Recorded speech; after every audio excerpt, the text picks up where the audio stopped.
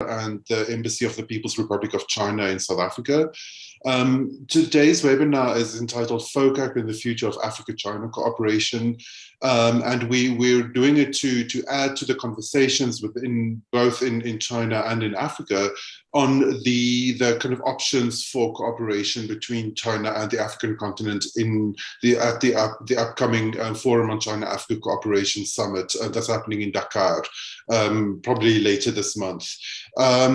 We're really honored to welcome an amazing number of guests. Particularly, we'd like to welcome Ambassadors Chen Xiaodong, China's ambassador to South Africa, and Zhou Yushao, the China's ambassador to the FOCAC process.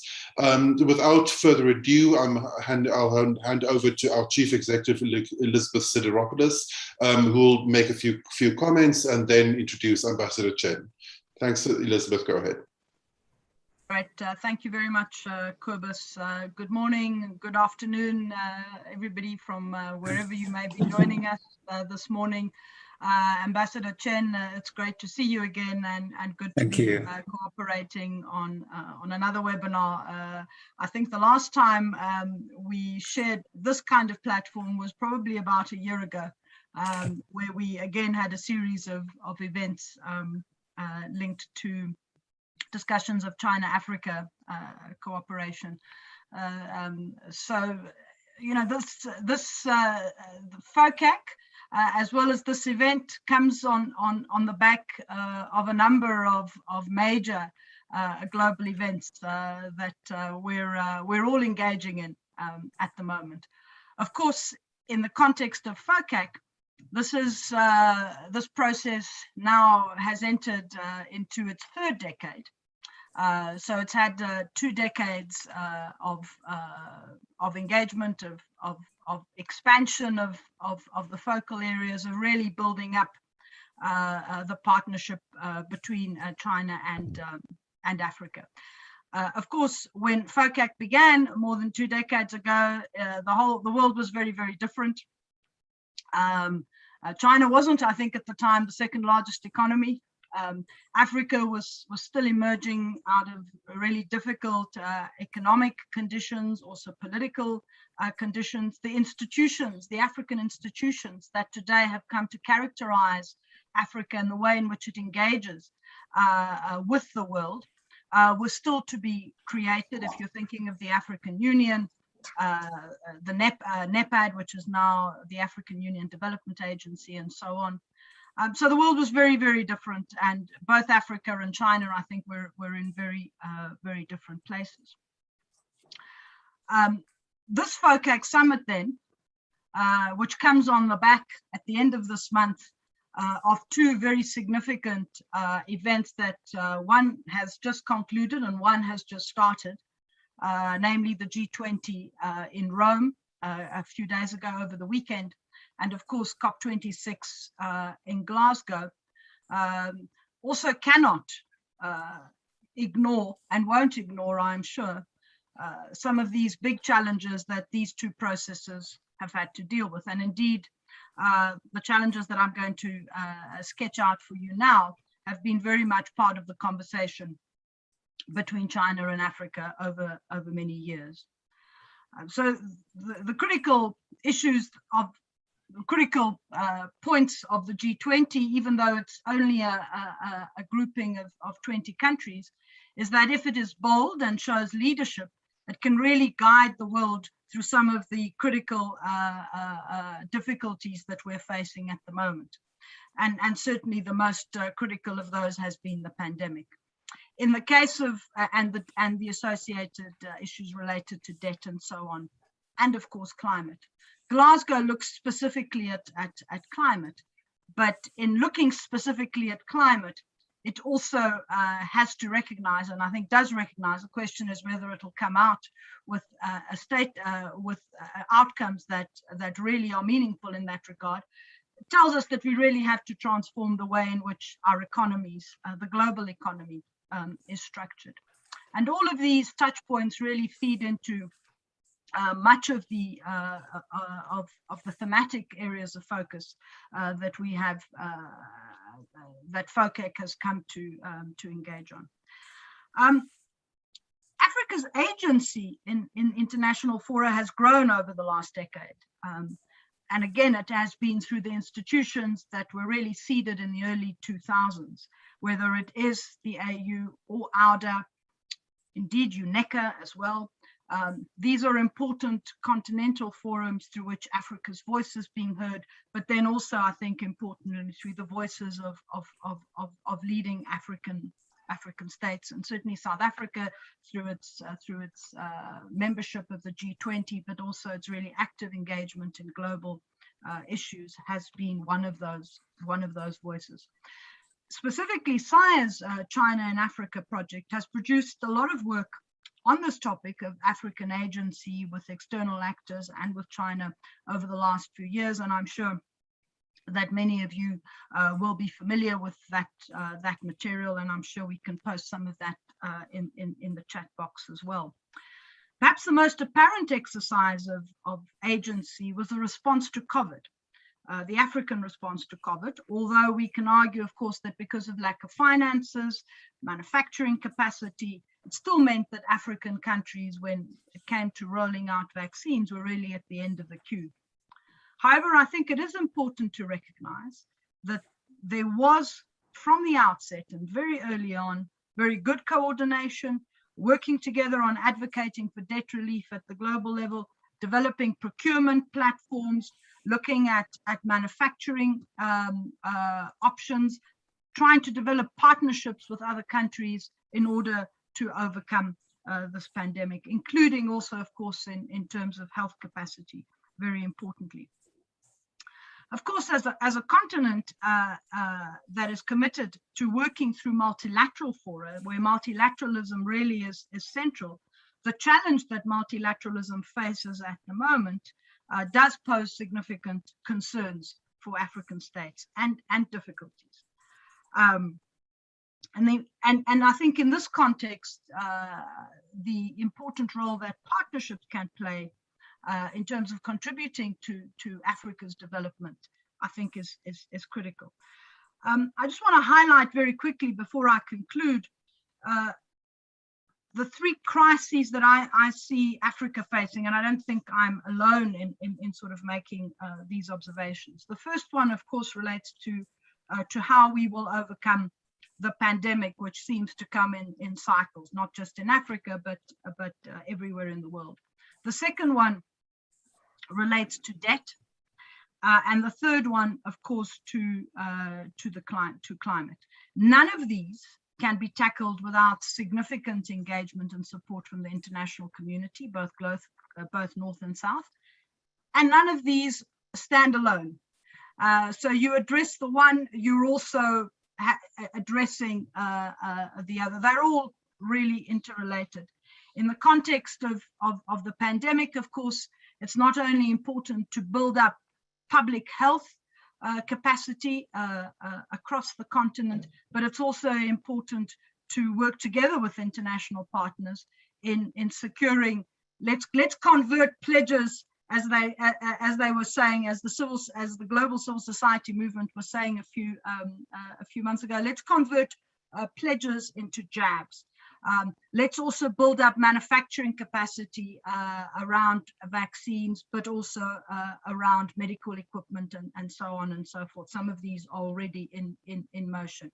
In terms of debt, of course, the important issue here is that many African countries are entered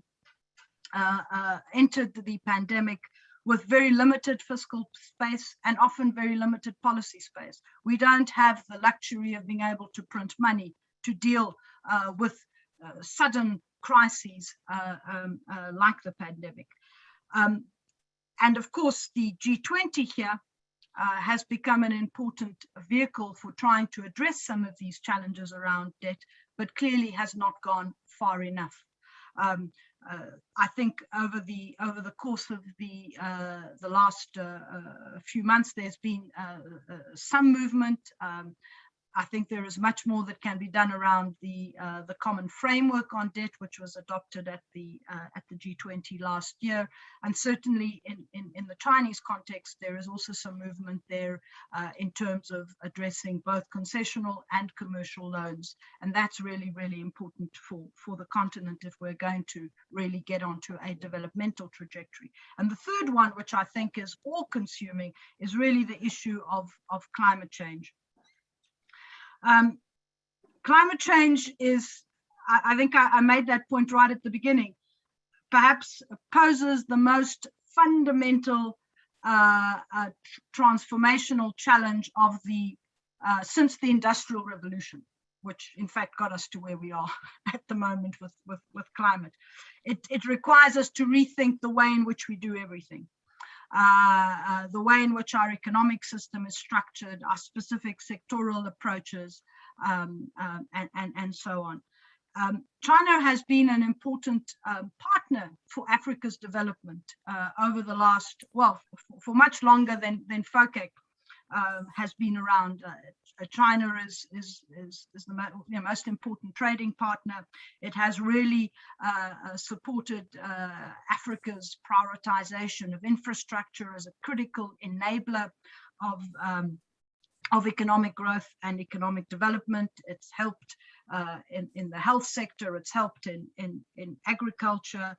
It's provided finance. I think this next stage of as FOCAC is now entering with this summit, in effect, its third decade. I was thinking that again in computer terms, that I think the international situation and the partnership requires us to move to FOCAC software application 3.0. It's taking it really to the next level in terms of how we can work together to affect economic transformation that considers both the social, so it's about just transitions, as well as the ecological impacts of the current model and how through working together and cooperation, we can actually affect such a fundamental transformation. Let me leave it there. I think clearly this affects the way in which we do infrastructure, the way in which we build cities, the way in which we do agriculture, the way in which we think of industrialization, 3.0, the kinds of finance instruments that also affect and assist in this transformation. And I think that almost has to be the foundation, the new foundation, the new anchor around which this partnership that I think has really delivered a lot of elements of a lot of the building blocks for Africa's development needs to go forward. So I look forward to the conversations. I won't be able to stay for the entire seminar until lunchtime, but I'm looking forward both to your remarks, Ambassador, and to colleagues. Thank you very much.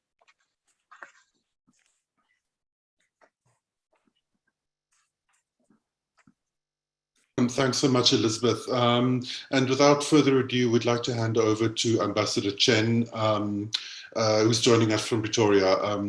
Please go ahead, Ambassador. Thank you. Honorable Elizabeth Sidiropoulos, Chief Executive of the South Africa Institute of International Affairs.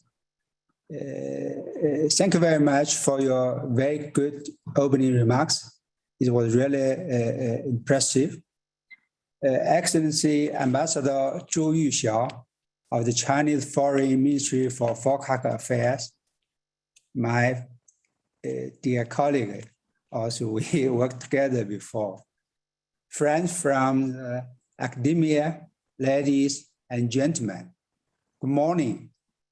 It's my great pleasure to attend today's seminar on FOCAC and the future of China-Africa cooperation, co-hosted by the SAIA and the Chinese Embassy. The 8th FOCAC Ministerial Conference will be held in Senegal very soon.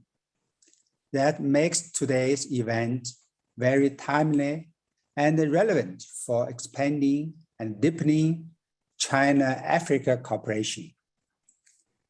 SAIA is one of the leading think tanks in South Africa and Africa. As just Madam CEO of SAIA mentioned last year, the Chinese Embassy and SAIA successfully held a webinar on new dimensions of China-Africa development, trade, infrastructure, and the fourth industrial revolution. That webinar fully reflects the close cooperation between the two sides. SAIA has all along been actively following and supporting China-Africa cooperation. You have done a lot to prepare for today's event. On behalf of the Chinese Embassy, I would like to express my sincere gratitude to Madam Chief Executive and your colleagues. Ladies and gentlemen, friends, to strengthen solidarity and cooperation with African countries have always been a priority for China's diplomacy. Over the past 65 years since China-Africa diplomatic relations began, our friendship has remained rock solid regardless of international changes. 21 years ago, China and our African brothers kept in mind peace and development, advanced win-win cooperation, and jointly launched FOCAC. That ushered in a new era of China-Africa relations. In line with the trend of the time for peace, development, and cooperation, FOCAC has become a banner for leading cooperation with Africa. An example for multilateralism, mutual benefit, and win-win cooperation. The achievement of China-Africa cooperation in various spheres, including political affairs, the economy, people-to-people exchanges, and security have brought great benefit to the Chinese and African peoples and offered key inspirations for stronger China-Africa relations. I would like to share some observations on the experience of China's success in China-Africa cooperation from 4 aspects. On the political front, we enjoy sincere friendship, equality, and mutual trust. Chinese and African leaders all attach great importance to China-Africa friendship and cooperation. In 2013, President Xi Jinping chose Africa for his first visit after taking office and put forward the principle of honoring sincerity, real result, amity, and good faith, and that of pursuing the great good and shared interest among countries. President Xi Jinping also put forward the idea of building a closer China-Africa community with a shared future. This initiative went a long way in leading China-Africa relations forward with greater momentum. President Xi Jinping has so far visited the continent 4 times, covering the East, West, North, South, and Center of the continent. 2 historic FOCAC summits between Chinese and African leaders were held in Johannesburg and Beijing in 2015 and 2018, respectively. In June 2020, an extraordinary China-Africa summit on solidarity against COVID-19 was held in time. The China-Africa Comprehensive Strategic Partnership has constantly been strengthening, and the China-Africa community with a shared future has set a good example. China never interferes in African countries' internal affairs China does not impose its will on others, does not attach any political conditions to its assistance, and does not seek political self-interest in our investment and finance cooperation. On the development front, we enjoy win-win, open, and inclusive cooperation. Africa has vast natural resources,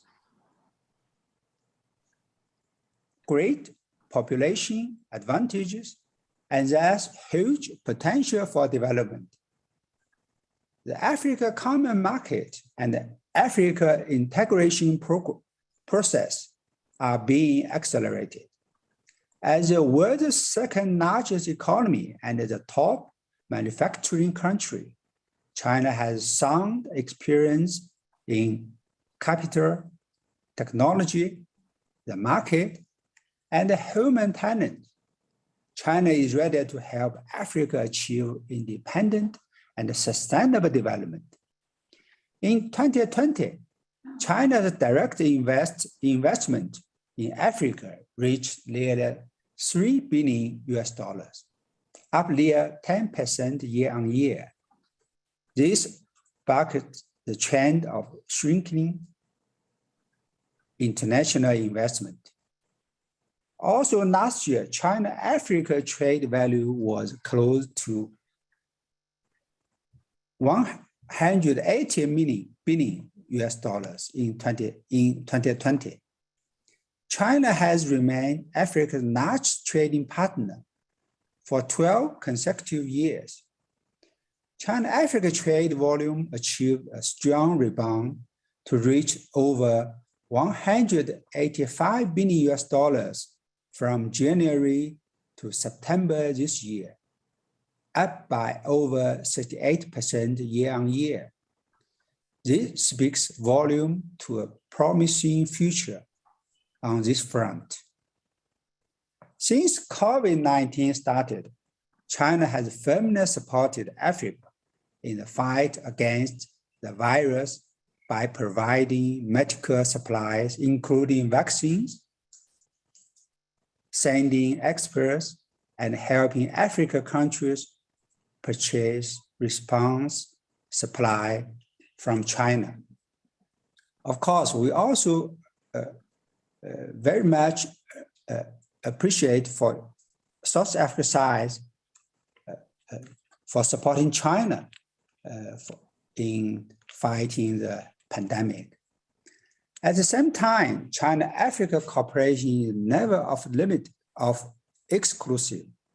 China is ready to carry out tripartite and multi-party cooperation with all parties concerned on the basis of full respect for Africa countries' aspiration for win-win results.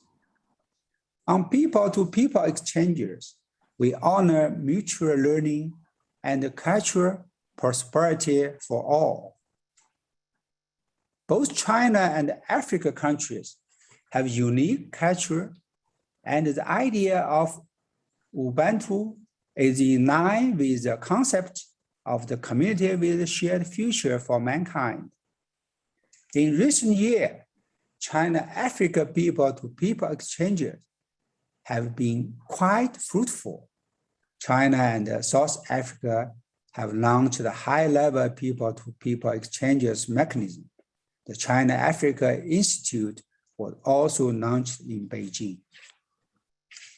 More Confucius Institutes and classrooms have been built in Africa, and many African countries have become destinations for outbound tours by Chinese citizens. Although the virus has had some impact on people-to-people exchanges between the two sides, as vaccination moves forward globally, it's believed that COVID-19 will eventually pass. It's important for China and Africa to also expand exchanges and cooperation in culture, education, science, and technology sports, health, tourism, youth, women, media, think tanks, and between local government. This will be important for stronger people-to-people exchanges and mutual learning among civilizations. It will be helpful for strengthening the foundation for social and public opinion for China-Africa friendship. On security affairs, we have looked out for each other towards a shared future. China has always played an active and constructive role in promoting peace and stability on the African continent. We support African countries in enhancing their capacity to maintain stability and peacekeeping on their own and in solving African problems the African way. We also support efforts to deliver the Silence the Gun initiative. At the FOCAC Beijing Summit, President Xi Jinping announced a peace and security initiative, as well as a China-Africa Peace and Security Fund. There is strong support for China-Africa cooperation in peace and security, peacekeeping, and stability maintenance. China supports African countries' efforts to maintain regional security and fight terrorism, and to establish a China-Africa Peace and Security Forum. China actively advocates a new concept of common, comprehensive, cooperative, and sustainable security. We believe that security issues must be resolved through a comprehensive approach and by adhering to a people-centered development philosophy. China will increase its support for post-COVID reconstruction in Africa and work to help eliminate the root causes of conflicts. Ladies and gentlemen, friends, the world is now seeing major changes and seeing in a century. As COVID-19 is accelerating these major changes, the world has entered a new period of turbulence. Under COVID-19, the global industrial and supply chains has been hit. The vaccine divide has widened the fault line in global economic recovery, and the world economic recovery has been quite unbalanced. International roles have been undermined, and individual development countries have ignored the legitimate development rights of emerging markets and developing countries, and engaged in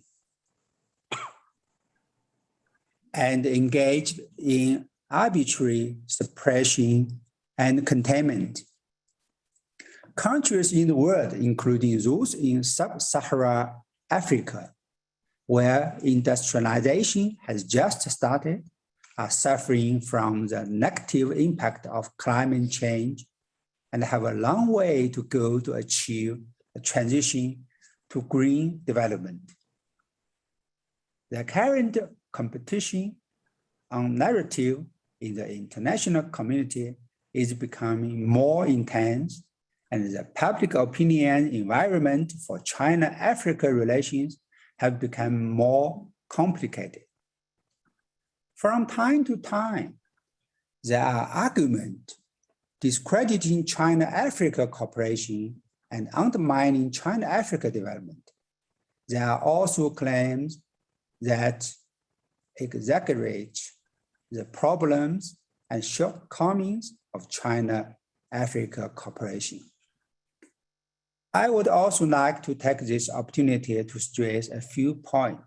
First, rather than unilaterally pursuing a surplus, China is committed to optimizing our trade mix with Africa.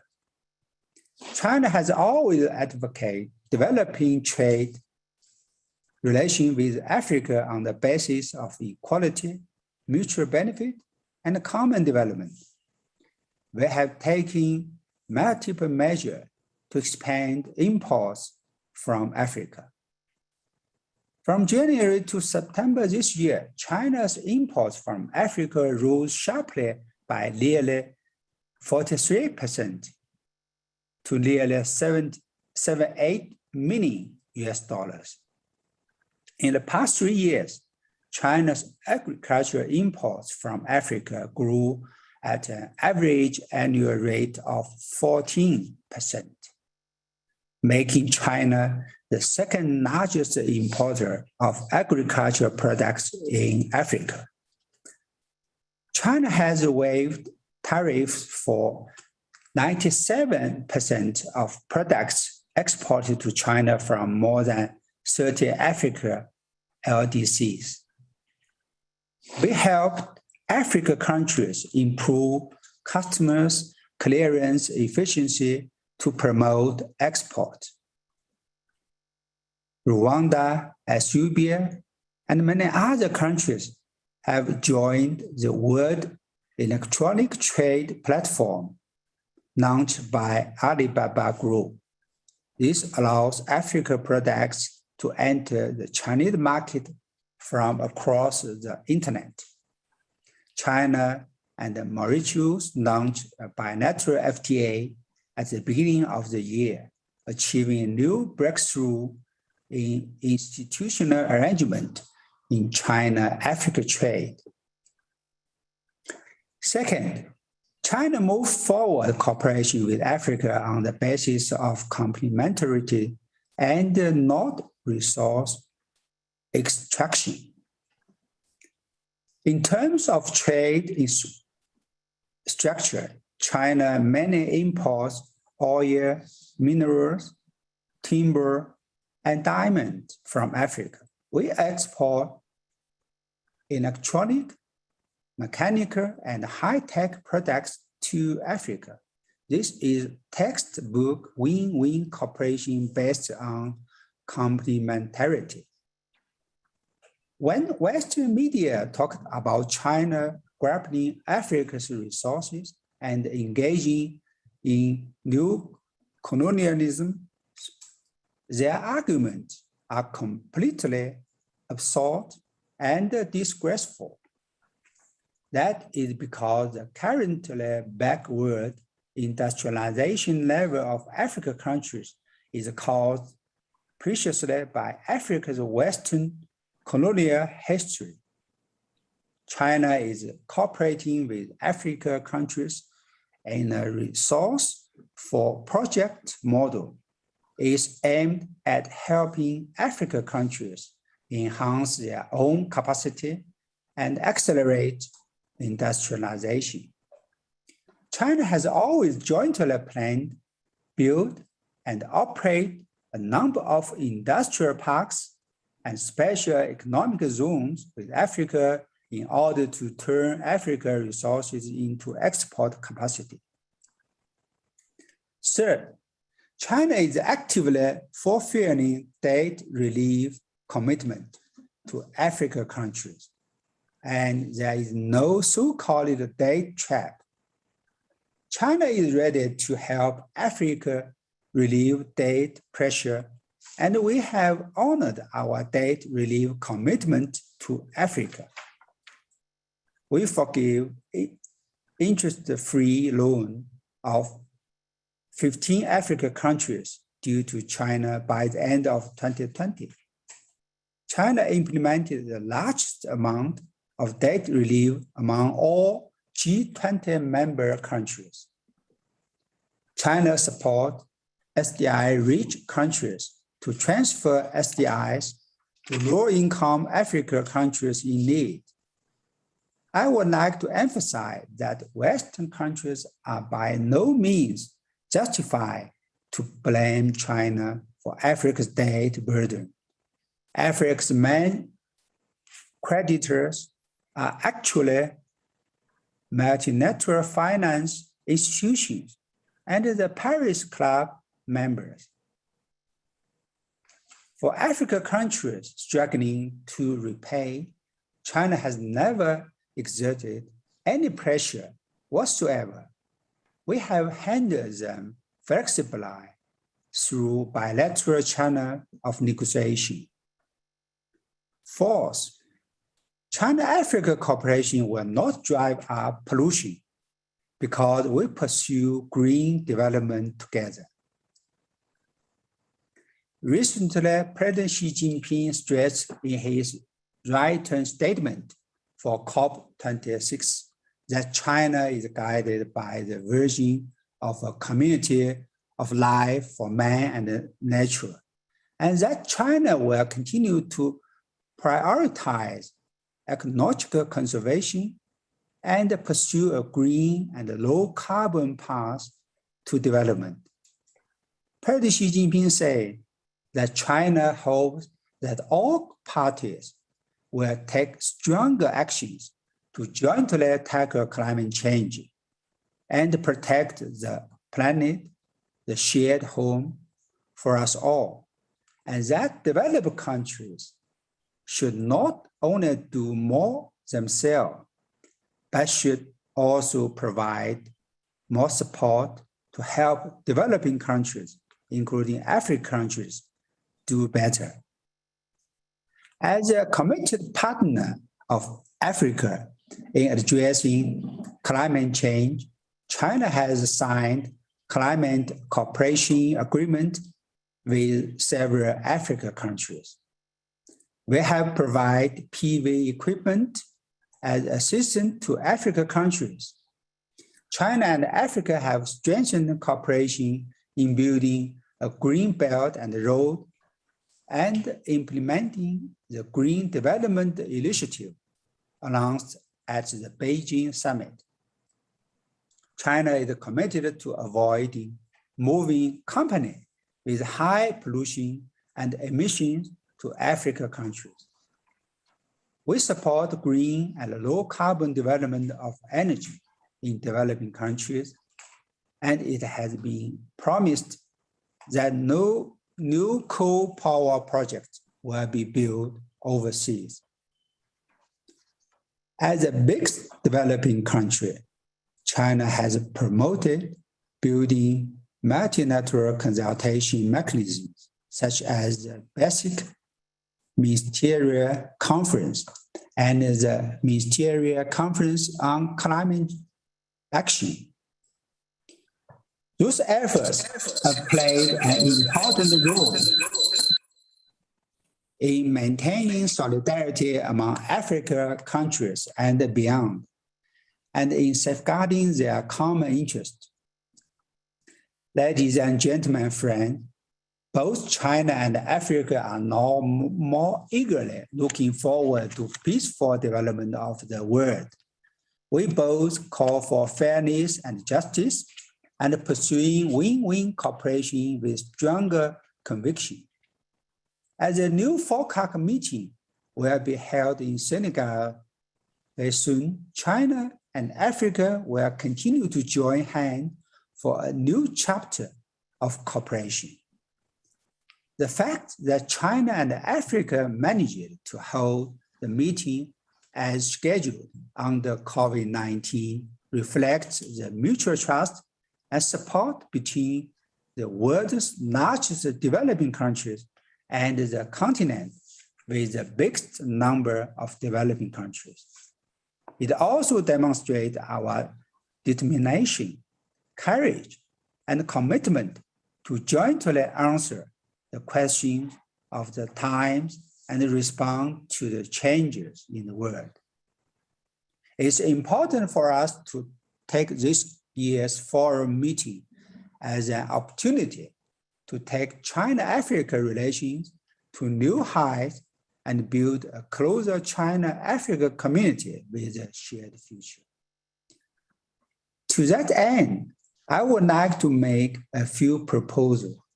First, it's important to deepen political mutual trust, strengthening coordination with each other, and jointly safeguard multilateralism with in international affairs. In a speech marking the 50th anniversary of the restoration of the lawful seat of the People's Republic of China in the United Nations, President Xi Jinping pointed out that we should adhere to cooperation, not confrontation, openness, not exclusiveness, mutual benefit, and not zero-sum games. President Xi Jinping stressed that it's important to resolutely oppose all forms of hegemony and power politics, oppose all forms of unilateralism and protectionism, and to join hands to safeguard the international system with the United Nations at its core. President Xi Jinping also made it clear that China will uphold the international system with the United Nations at its core, the international order based on international law, and the basic norms of international relations based on the purpose and the principles of the UN Charter. China supports African countries in their independent exploration of development paths that suit their national conditions and oppose interference by external forces in Africa's internal affairs. We are ready to work with Africa to promote true multilateralism, to uphold extensive consultation, joint contribution, and shared benefit in its cooperation with Africa. We will explore new cooperation models, jointly address various global challenges, jointly participate in the global governance process. Second, it's important to strengthen solidarity against COVID-19 and further enhance cooperation in public health. In his speech at the 16th G20 Leaders Summit, President Xi Jinping pointed out that as we face COVID-19, none of us can stay safe on our own, and that solidarity and cooperation are the most powerful weapons. China will provide over 2 billion doses of vaccine this year to the world, which will help eliminate the vaccine divide for Africa. China is ready to encourage Chinese medical companies to transfer technology to African countries. We are ready to advance the building of the China-Africa Friendship Hospital and the cooperation between paired-up Chinese and African hospitals. We are ready to accelerate the construction of the Africa CDC headquarters to increase medical assistance for Africa, support Africa in improving capacity to prevent and control infectious diseases and public health, and to jointly build a China-Africa community of health for all. Third, it's important to take the implementation of the initiative on partnership for Africa's development as an opportunity to further create new highlights of practical cooperation.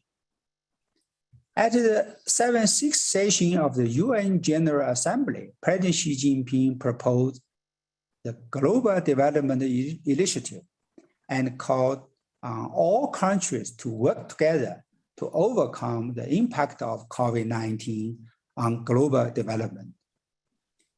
President Xi Jinping also called for efforts to accelerate the implementation of the 2030 Agenda and build a global community of development with a shared future. China will continue to expand investment in Africa, especially in the manufacturing sector, so as to promote China-Africa industrial connection and capacity cooperation. China will strengthen cooperation with Africa in digital economy, science, and technology innovation. We will expand exchanges and cooperation in digitalization, information, and communication, support Africa in building smart cities, cooperate in science, technology, and people-to-people exchanges, joint laboratory, technology transfer, and innovation and entrepreneurship. We are ready to jointly formulate and implement with the Africa side a China-Africa Digital Innovation Partnership. China will provide finance, technological, and capacity building support to Africa to enhance its ability and resilience to address climate change and explore green, low carbon, circular, and sustainable development. African countries are all welcome to join the family of Belt and Road Cooperation. We support Africa in accelerating its integration process and advancing regional connectivity. We also promote the close interaction between the Belt and Road Initiative, the AU Agenda 2063, the UN 2030 Agenda Development Strategy of Africa countries. Last but not least, I sincerely hope that all experts and scholars present will have dynamic conversation in today's seminar, and that will be constructive, forward-looking, and feasible suggestion for the growth of China-Africa cooperation and FOCAC under the new situation. All these good efforts will contribute to the sustainable development of the China-Africa Comprehensive Strategic Partnership. Let me wish today's seminar a great success. Thank you all.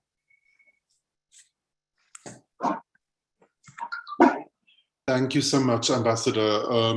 It's like, thank you for these really valuable comments. I think they really set the course, for the rest of today's event, and then also for future China-Africa cooperation in preparation for the summit and beyond. We'd like to move to our first panel. So the first panel focuses on Africa-China cooperation in the face of emerging threats and new global challenges. And we have a really amazing panel. I'll introduce them each as they come up. Firstly, we're very honored to welcome Folashade Sule. She's a senior research associate at the Global Economic Governance Program at Oxford University's Blavatnik School of Government. We're also very honored as SIRE to have recently published a paper by her in which she looks at the FOCAC process, particularly within the frame of West African priorities, and then also where she looks forward to some of the key themes that will dominate this year's discussion at the summit, and where she also shows a lot of she raises several points that the ambassadors also raised. So without further ado, I'd like to hand over to Folashade. Thank you very much. Thank you, Cobus. Thank you, Elizabeth Hiropoulos, for organizing this event. I'm very happy to be here and to be engaging with all the members of the panel. So just for some preliminary remarks that I'll be giving, and we'll be able to discuss this later in the Q&A session.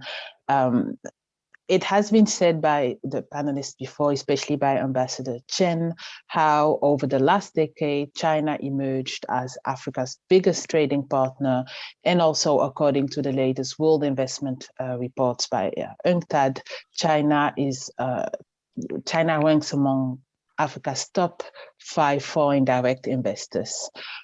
China is also a significant contributor for development finance, and many of its state-owned companies are major infrastructure contractors on the continent. And in a book that I had the opportunity to review, a book by Justin Lin and Arkebe Okubai, they noted that the Chinese demand for African oil, for natural resources, and agricultural commodities has had also an important impact on the performance of African economies over the past decade. So indeed, a Chinese investment in the infrastructure sector, roads, power, ports, harbors, new airports have opened opportunities for African producers to increase production and move goods, to local, regional, and global markets relatively quickly, and resulting in increased income for Africans. But China's engagement also goes beyond economic cooperation in the resource and infrastructure sectors. And China is now also exercising a growing, I would say, involvement in African security, peacekeeping operations, environment, and public health, media relations, diaspora relations. One aspect we haven't talked about yet is that China has become a strategic partner for Africa's private sector. Beyond construction materials, African private sector, African actors, African businessmen, businesswomen, they supply textile, furniture, motorcycles, and so on from China. And so for many, China has become, at least from where I'm from, many in Benin, in West Africa, many say that China is the first reflex of African business actors, meaning that for some, China has become also an African business. But if we break this down a bit further, we can also see that in terms of the patterns of Africa-China trade, the trade balance is still very asymmetric. And that is not something that is specific to China. This is something that is quite of a general pattern.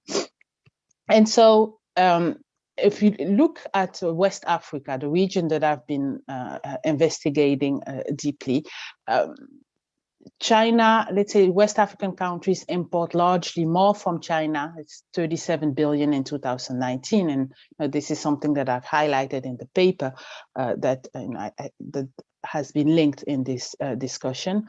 So West African countries import more from China than they export to China. So the trade balance in 2019 was 37 billion versus 9.63 billion US dollars. And when we also do a breakdown of West African countries' trade with China, some countries like Nigeria, Ghana top the list, while smaller countries like Cape Verde, Benin, and the Gambia are at the bottom list.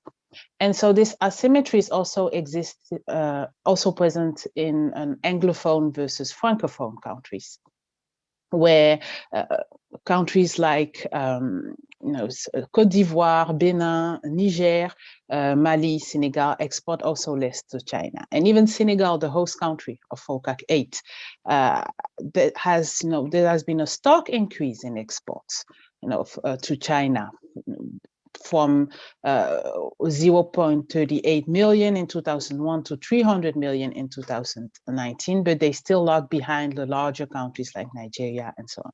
And so these asymmetries can be explained by a certain number of factors, which are, again, not specific to China. It's the fact that African countries largely export raw materials and primary commodities, which are subject to external shocks as well, and making their price very fluctuant.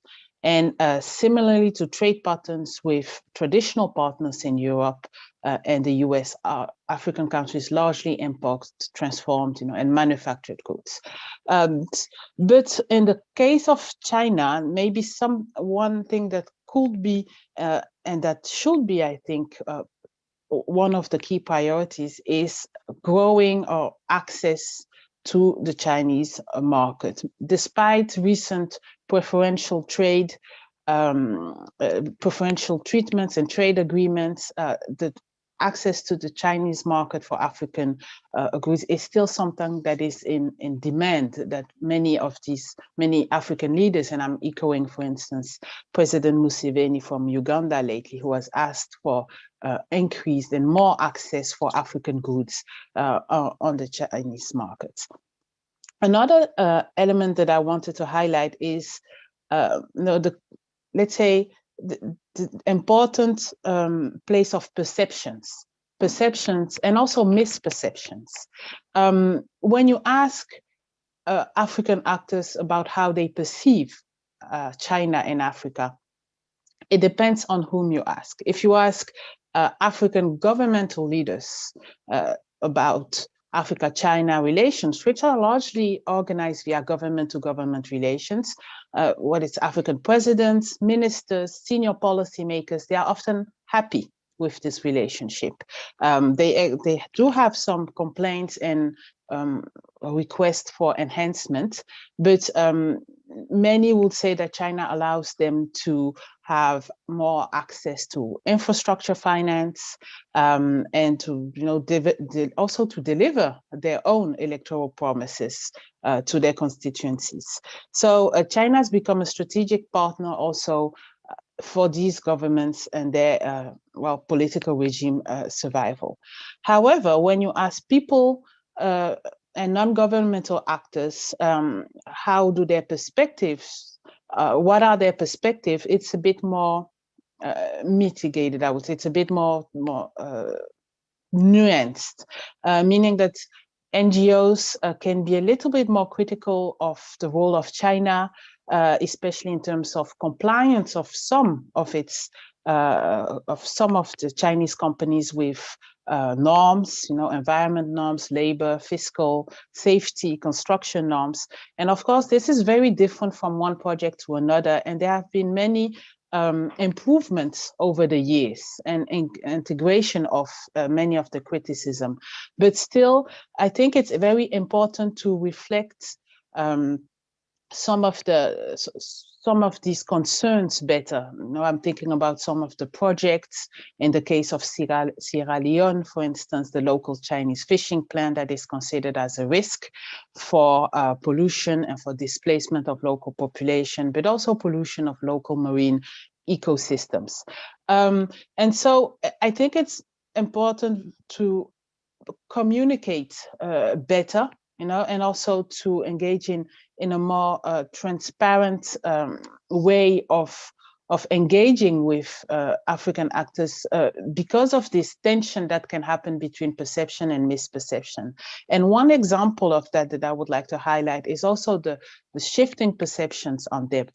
I've been working with Afrobarometer for the past 3 years on the new Africa-China, let's say Africans' perceptions of Chinese presence in Africa. And on November 15, we will be releasing the full data of 35 countries. So I'll really exhort you and invite you to attend this webinar as well.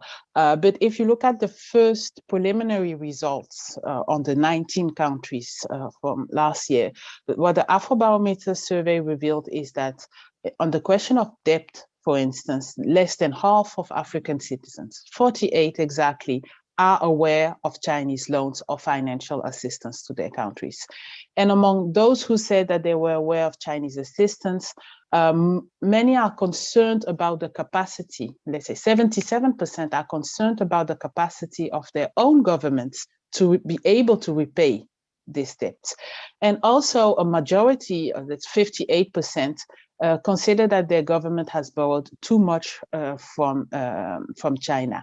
And this is especially the case in countries which receive the most Chinese loans, where citizens express their worriness. I'm thinking about Kenya, Angola, Ethiopia, where respectively many of the citizens were concerned. And why am I insisting on the need maybe for more information is that when there's a lack of information, this opens the way to many of the criticism and many of the constructed narratives around debt trap that are not necessarily, that are not grounded. This also opens the door for many other partners who have their own interests, for some to counter China and to reuse all of China's engagement in their narratives for other political purposes. And finally, one of the risks also is that the Chinese debt can be used internally by some local actors, as we've seen in the case of Nigeria, for politicization and so on. So I think that, and I'll conclude on that, better communication, first, more communication, better communication is really also a way for African, both African and Chinese actors to pursue, a better China-Africa engagement ahead of FOCAC, but also for the future of Sino-African relations. I'll conclude on that, and I'll be happy to discuss this further in the Q&A session. Thank you for listening. Thank you so much, Folashade. As she mentioned, please feel free to post any questions in the Q&A for the Q&A section that's coming up in the chat. You'll also see there Elizabeth posted a link to Folashade's paper that was recently published at SIRE. Moving along, we're deeply honored to welcome Ambassador Zhou Yushao, who's China's ambassador to the FOCAC process. This is a very rare opportunity for us to, to get insights from, from someone who's so close to this process. So without further ado, I would like to hand over to Ambassador Zhou.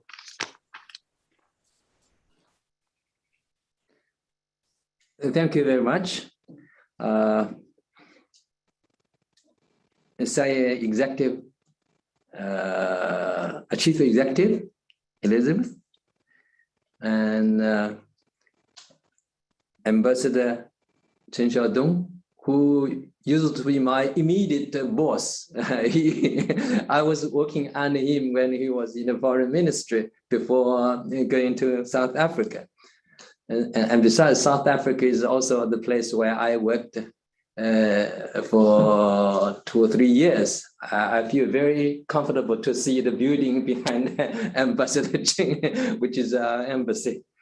And also moderate Cobus, fellow participants. Good afternoon or good morning for our friends in South Africa. It is my pleasure to attend this online seminar on FOCAC and the future of China-Africa cooperation, jointly organized by the South African Institute of International Affairs, a very renowned think tank, and the Chinese Embassy in South Africa. And I wish to thank you for organizing such a wonderful event.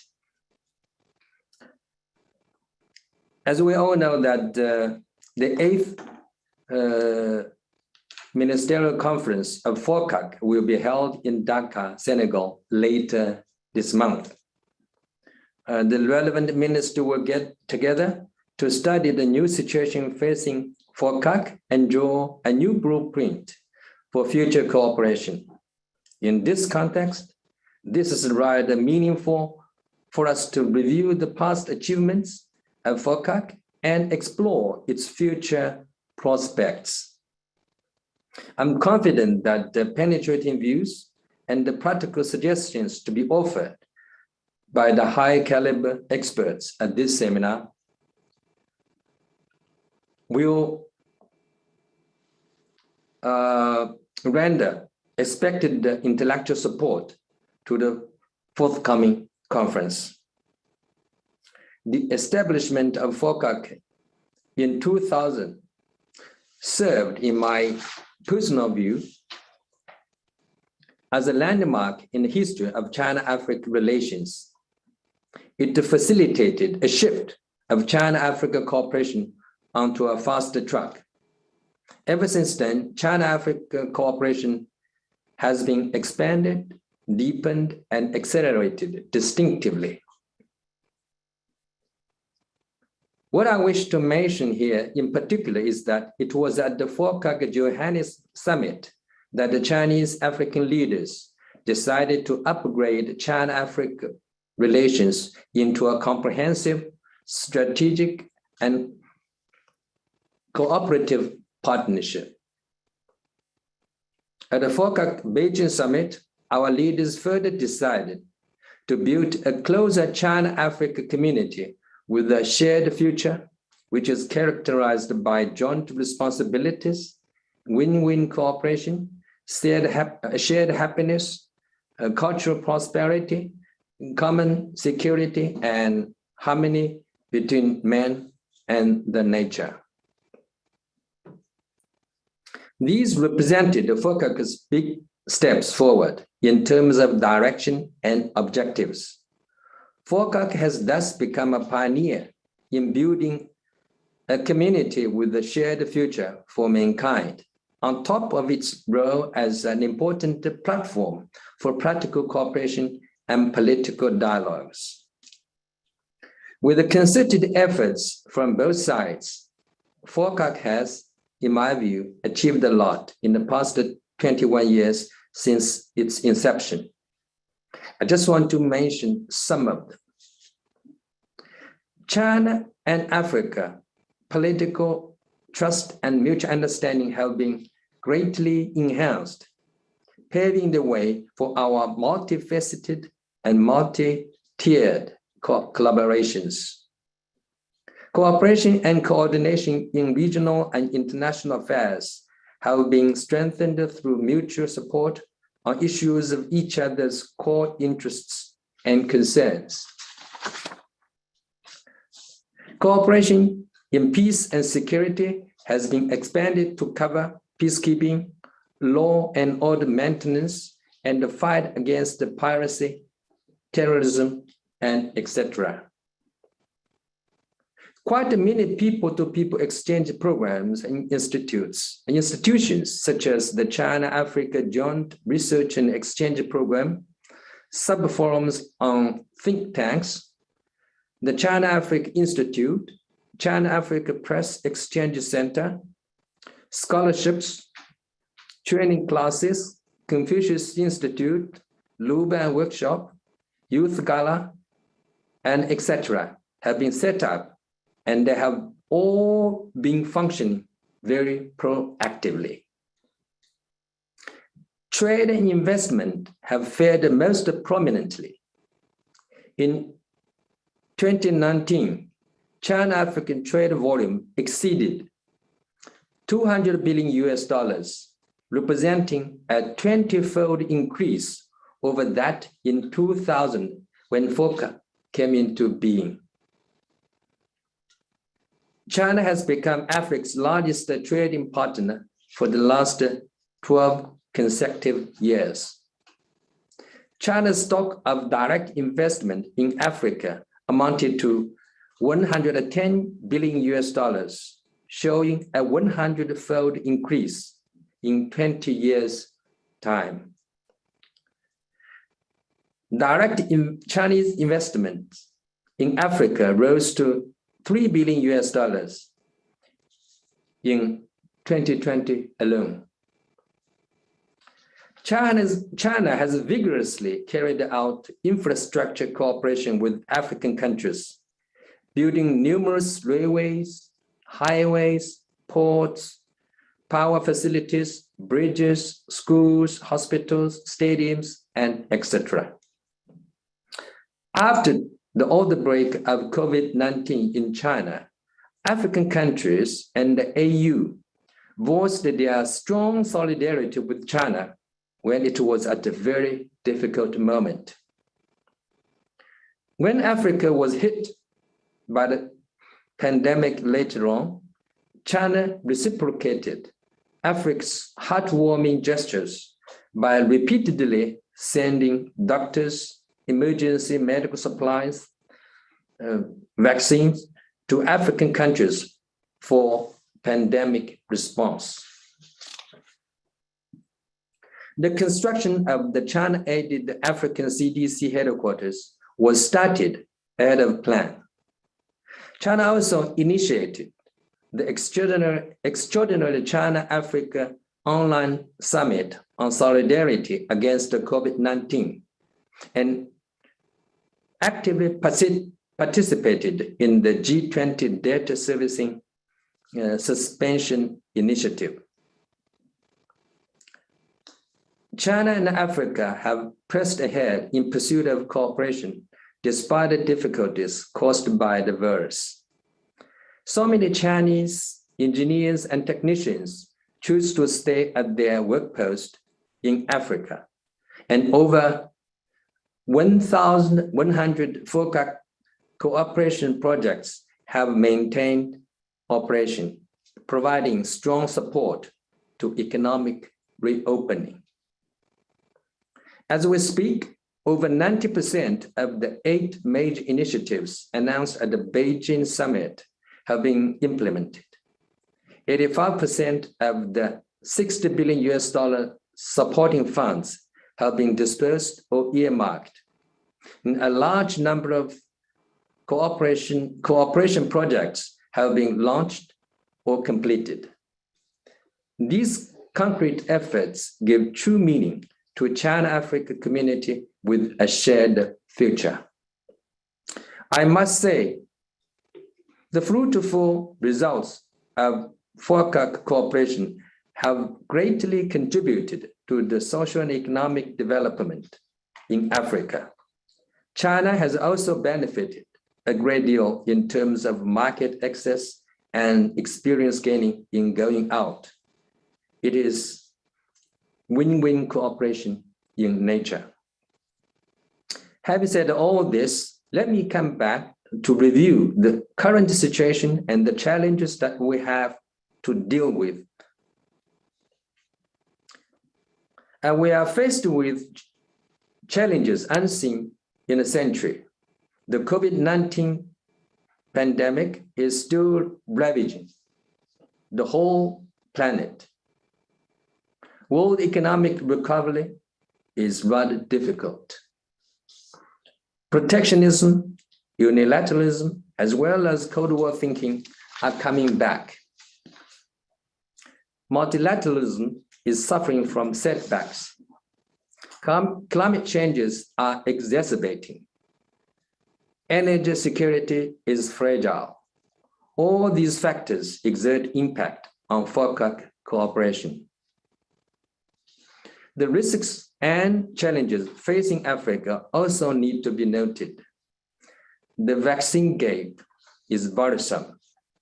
New turbulences cropped up in some parts of Africa. International investment is declining, making it more difficult for Africa to mobilize necessary funds for economic recovery. The adverse impact brought by the pandemic on FOCAC projects continue to be felt. Implementation activities like project inspection, biddings, negotiations, and personal exchanges could not be fully carried out as planned. Some supporting funds originally intended for development projects have to be diverted to pandemic response.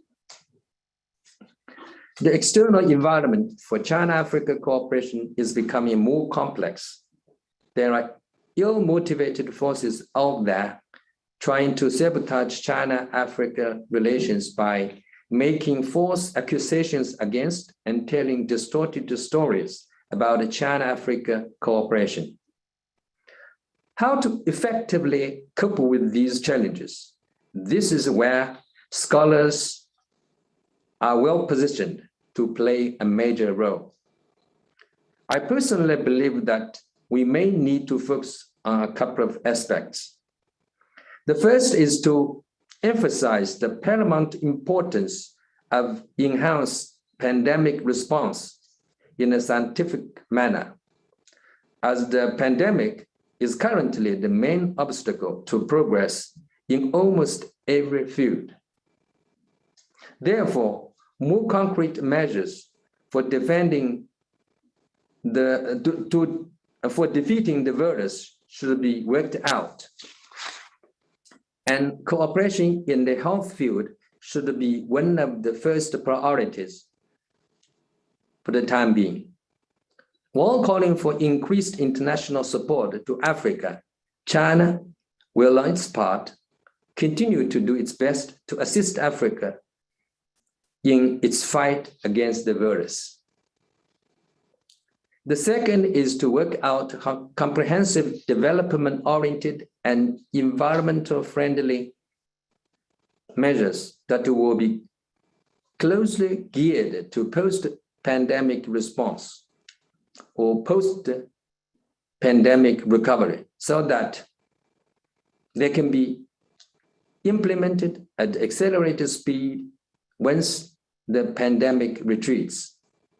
To facilitate inclusive and green development, which is the master key to resolving all problems, trade and investment should be adequately emphasized and encouraged.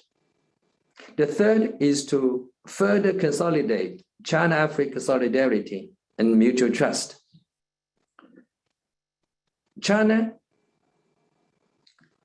Africa's strength lies in solidarity. So does China-Africa relations. No matter how the international situation changes, China and Africa should always be good friends, good brothers, and good partners. We should loudly voice our common positions on China-Africa cooperation and on major regional and international issues, so as to defend the common interests of the developing countries.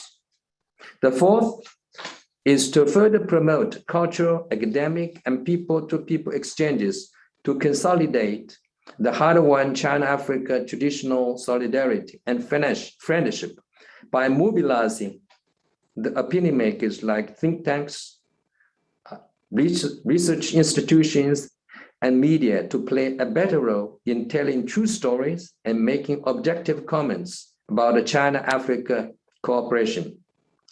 This may help repudiate intentional groundless accusations and correct unintentional distortions. Of course, well-intended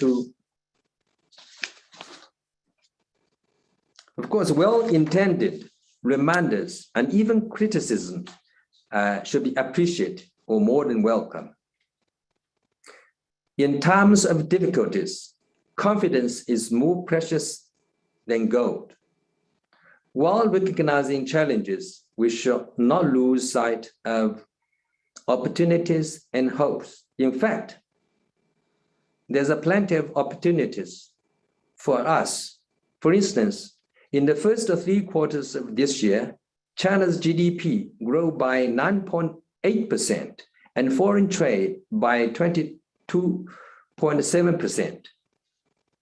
On the part of Africa, the Continental Free Trade Area was launched earlier this year, which created a market covering nearly 1.3 billion people and a combined GDP of over $2 trillion. This will definitely provide a new opportunity for Africa to unlock its development potentials. Recently, the World Bank raised its growth forecast for sub-Saharan Africa to 3.3% from 2.7% in 2021. The prospects for economic recovery in Africa are generally positive. Therefore, FOCAC members should be courageous and confident in tiding over the temporary difficulties. FOCAC is in its prime time full of vigor and vitality. It has gained enough experience for improved performance and received increasing support from its members who have better realized that the cooperation is the only correct way to deal with issues like peace and development, pandemic responses, climate crisis, and etc. we have reasons to believe that FOCAC's future prospects are going to be brighter. Thank you for your attention.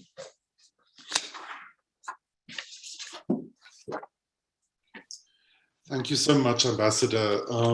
This is really amazing to hear your insights. We really appreciate you joining us today. Our next guest is Anzetse Juarez. She's a prominent development economist focusing primarily on East Africa. She's written for us in the past. I also greatly, I'll put it in the chat now, I greatly recommend a recent blog post by her on the particular climate priorities that Africa faces, kind of in the run up to FOCAC and, against the background of COP26. So I'll post that in the chat. I'll handing over to Anzetse, who's joining us from Nairobi. Go ahead, Anzetse. Thank you. Thank you so much, Kobus. And thank you to Saya for inviting me to this event. Thank you for your comments, CEO Elizabeth and Ambassador Chen. And thank you too for the comments from the panelists, Dr. Folashade and Ambassador Juju Chow. I really appreciate this. So I think what I'm going to focus on is a future-looking conversation focused on the economic relations between China and Africa. And I shared some of these in a podcast, the China and Africa podcast last week, which Kobus actually co-hosts. But there is new content that I'm bringing here. So I think there are really 5 things going forward that will define the relationship economically. I think the first is the obvious one that has been mentioned, the recovery from COVID and partnering from that, whether it's the state-to-state issues on debt, the vaccine supply, the private sector activities such as manufacturing, particularly on the medical side. And I think particularly Elizabeth and the previous speakers have already spoken to this. But I think the real opportunity that we're seeing going forward in Africa-China relations is the deepening pivot to private sector engagement. There's a lot of appetite on the African private sector side and on the Chinese private sector side. And in my view, I think they're really key sectors where that dynamism is very robust and where the opportunities are deep. I think the first one is in construction. If you look at the urbanization rate in Africa and you combine that with our youth population, you will see there's a deep need, particularly for urban housing infrastructure and affordable housing infrastructure in Africa. And I think, as I'd mentioned in previous engagements, the Chinese private sector partnered with the Kenyan government on the affordable housing program, and they are really the only contractor that got, I think, about 750 affordable housing units up on time and within the specifications that the Kenyan government wanted. So I do think that the capabilities of the Chinese private sector there really gel well with the needs that Africa has. I think the other big area that we're seeing is obviously in agriculture. I think this is both in the export commodity space, which is sort of a more export-oriented feature, but also the food security space, which is very important for African economies. And I think particularly the technical expertise that the Chinese research bodies and government and now private sector are bringing will really allow and foster the development of capabilities that meet both of those objectives that Africa has, the food security objectives, as well as export commodity objectives. I think the third big area for that private sector engagement will be manufacturing. I think the points made, particularly around leveraging the African Continental Free Trade Area, will be important. And I think we've already seen a lot of Chinese players able to customize their products for the African market. We've seen this particularly in the mobile phone space, in the smartphone space, which is dominated by Chinese private sector. And I think that will be a very important feature of the ability of Chinese players and African players to work together to meet the needs that the continent has in a way that builds the capabilities on the continent. I think that's a real promising area. I think renewable energy, as we all know, Africa already goes to China for our solar panels, already go to China for our wind technology. And I think this will really be important in the post-COVID world. And I think the final area will be digitization and innovation. I think China is already a leader here. And that will be an increasingly important foundation for the private sector engagement between Africa and China. And I think I do echo Father Shade's points about perception. I think going forward, the reality and the perception of Africa-China relations will be a triangle of state-to-state relations, civil society organizations, and private sector engagement. And I think that triangle will increasingly inform the reality and the quality of our engagement. But to Dr. Foleshade's point, it will also inform the perceptions between Africa and China relations. I think the other big thing that we're seeing is this new phase to state relations. And I think both the ambassadors have have shared their ideas on this very well and shone a light on this issue. And I think what we're seeing is really looking at the performance of the debt of African countries to China. But also I think what we're seeing is changing demands on the African side, on the expectations of what the debt should look like. And I'm sure that's also coming from the Chinese side. So I think there's a real opportunity for an updating of the arrangement, given what we've learned over the past 20 years in the China and Africa relations, now centered in FOCAC. I think there's a real appetite and a real opportunity to update those state-to-state relations. I think I'd already mentioned the digital economy is a massive opportunity that the Chinese private sector has, that the African private sector has as well. And those can come together in a way that really allows a customization to meet the needs of Africans. Because I mean, obviously, you know that the minute you get on any sort of platform or the internet, you do leave a digital footprint. And I think we've seen the ability of African players to use that information to customize solutions that speak to our needs. But we've also seen Chinese players, use that information to customize solutions. And I think a deeper collaboration there will really be very fruitful going forward. And I think the final one will be the climate finance. And I'll do a deeper spotlight on this because I think there's a lot of opportunity for the climate finance engagement between China and Africa. I think from an African perspective, we're actually quite happy that China is starting their conversations and their deeper engagement with Africa on climate finance now. And the reason we're happy is because we've already seen, and I think it's in this blog that I wrote, we're already seeing a bias in the way the climate finance ecosystem is already being structured. And I've really seen 7 main biases, and I won't talk to them, all of them, but I think the big biases that are important now is we're seeing a real preference for financing the mitigation of climate finance. Whereas if you look at Africa, what we need is the adaptation financing.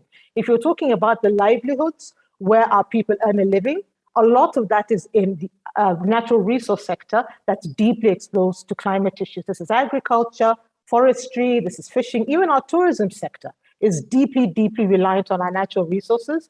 And the lack of financing and adaptation, I think that's why you've seen a lot of African leaders really emphasize that, because this is really about lives.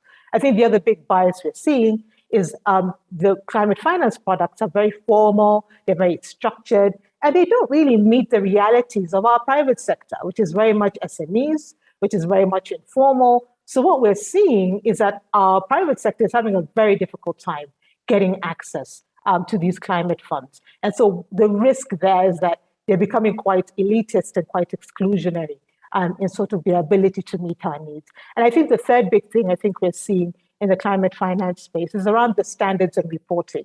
The rigorous standards and reporting of climate finance is a very high transaction cost for particularly our private sector, but our governments as well. And so those standards effectively lock us out.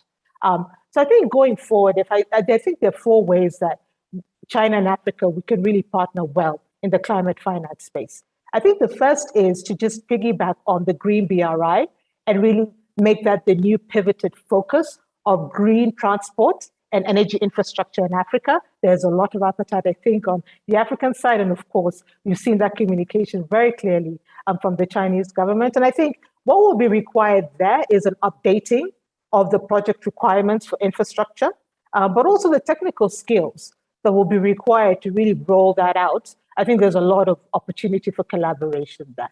I think the second big thing that we can really work on as Africa and China is the coordinating on the climate finance structures, particularly the financing structures. As I mentioned, we've already seen that there's emerging challenges with the ability of Africa to engage with the current climate finance structures. So I think there's a real opportunity here for Africa and China to come together and coordinate on those structures in a manner that meets both of our realities. So this is obviously working with African governments to support their financial structures at national level, at subnational level. And the good news is that these are still quite young in Africa. I think Kenya were a bit further ahead, but we're still very young. particularly in the climate fund space and building those out. So I think there's a real opportunity there. And I think the third thing is, I mentioned that the issue that our private sector is having with really anchoring in this climate financing because of the standards, the due diligence, it's very expensive. So one of the things we can think about is how do we create transition facilities? How do you create these facilities that leverage Chinese expertise, that leverage African expertise, and create a system, particularly for private sector, to start the journey of becoming compliant? Because it does take money and it does take skills. And sometimes a lot of our private sector, that's not necessarily something that they have in abundance, particularly during this time in COVID. So I think, thinking about the financing structures on that, because that will need to be financed, the role that the Chinese government would play there, the role that the African government, so that we really take the whole private sector together with us as we go towards this climate finance journey. And I think just to close, the final point will be really about research and development on climate finance data. One of the things that I've seen in the work I'm doing in climate finance is that one of the biggest bottlenecks to Africa attracting is we just don't have a coordinated ecosystem on what our climate finance performance looks like. And nobody has an idea, a comprehensive idea of what that looks like. And one of the reasons why that's the case is because we don't really have the data capabilities to allow us across the continent to paint a very clear picture of what's happening. And I think there, again, the partnership between African and Chinese, particularly the think tanks, the universities, the research bodies, to really allow us to build the data capabilities that speak to the economic realities that we have and the environmental realities that we have that can be quite localized, and build out a data system that speaks to those realities. So in my view, I think this is a very exciting time for Africa and China relations, particularly in the area of climate finance, and looking forward to allow ourselves to use climate finance and other forms of finance to really foster a robust and resilient recovery from COVID. Thank you very much.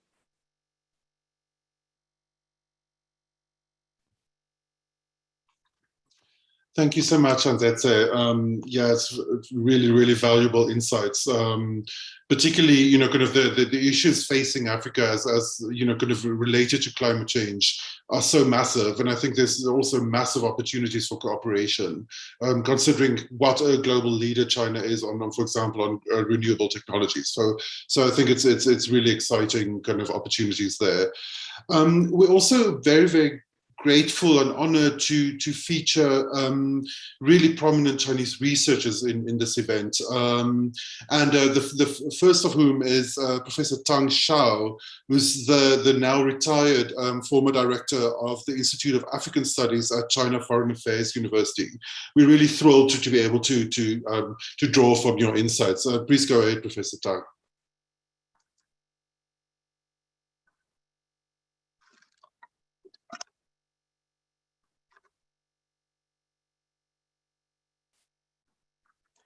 Hello, everybody.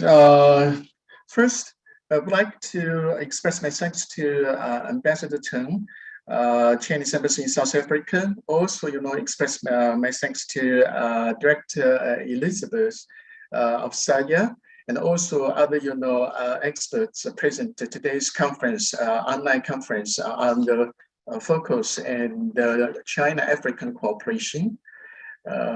Today, my topic is focused on the FOCAC and China-African cooperation against COVID-19. So I would like just to try to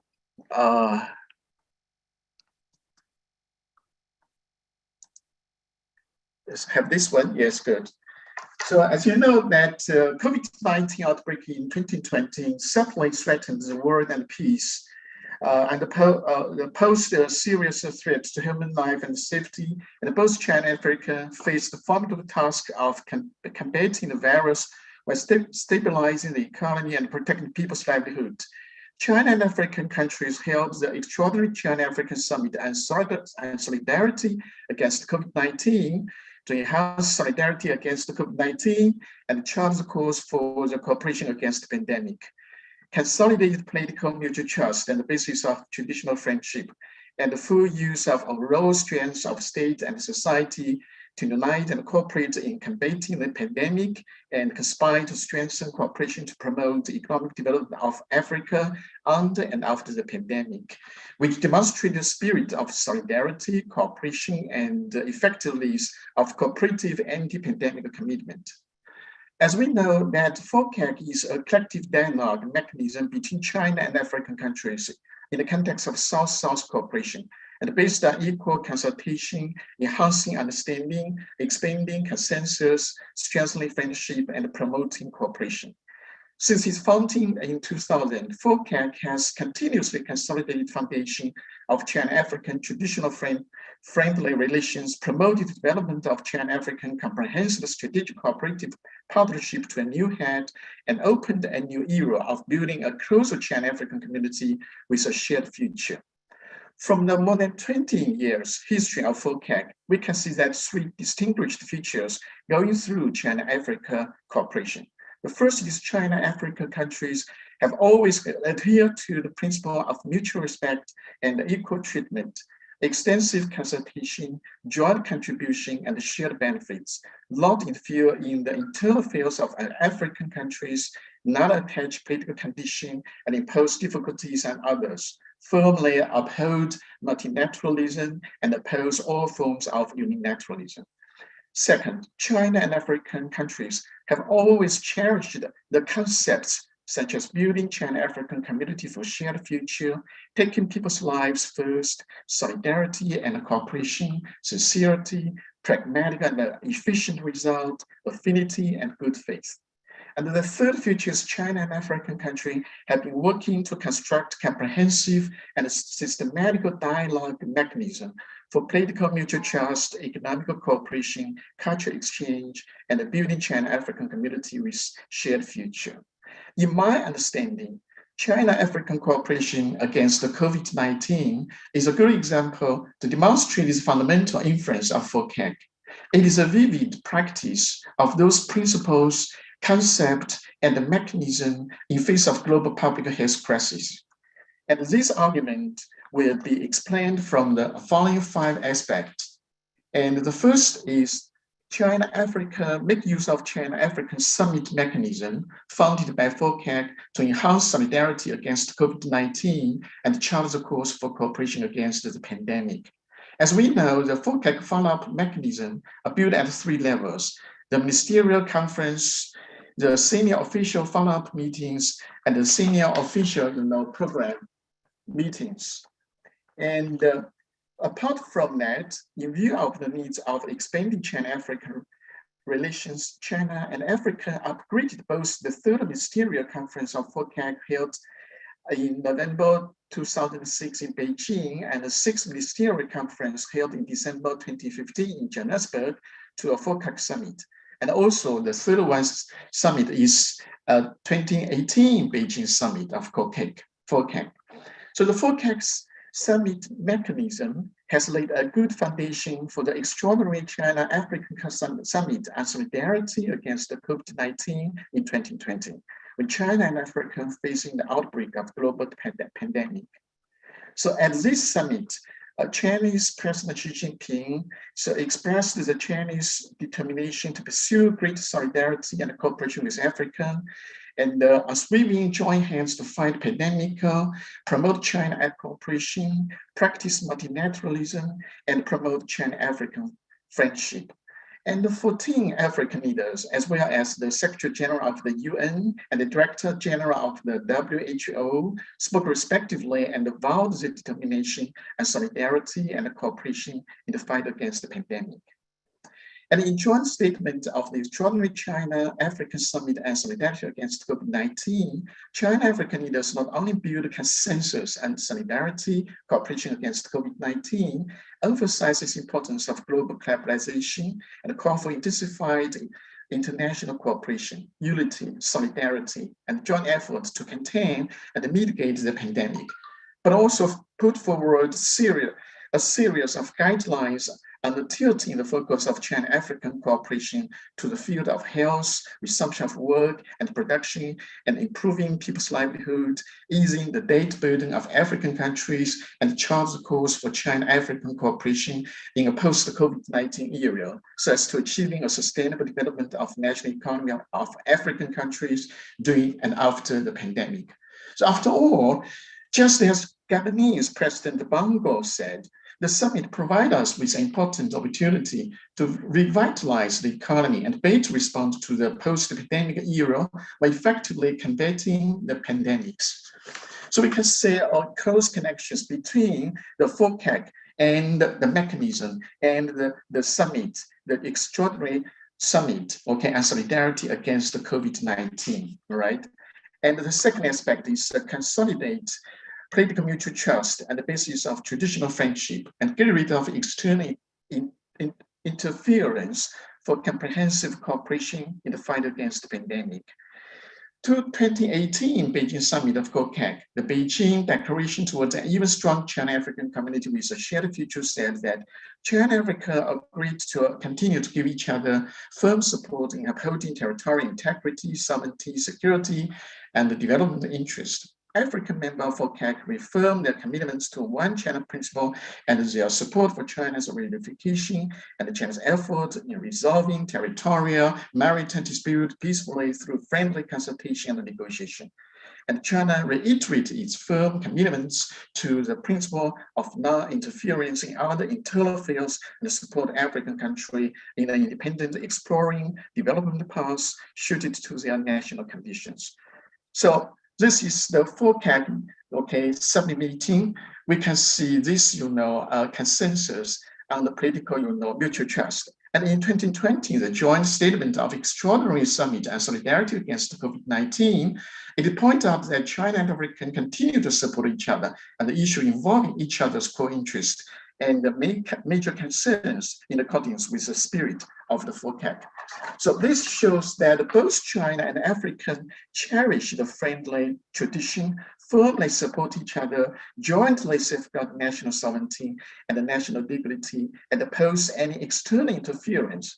Both sides advocate multilateralism and are committed to international fairness and justice, therefore laid a solid solidarity foundation for China-African cooperation in combating the pandemic. So we can say a close connections between the FOCAC summit meeting and the China-African cooperation and solidarity against COVID-19, this campaign, all right?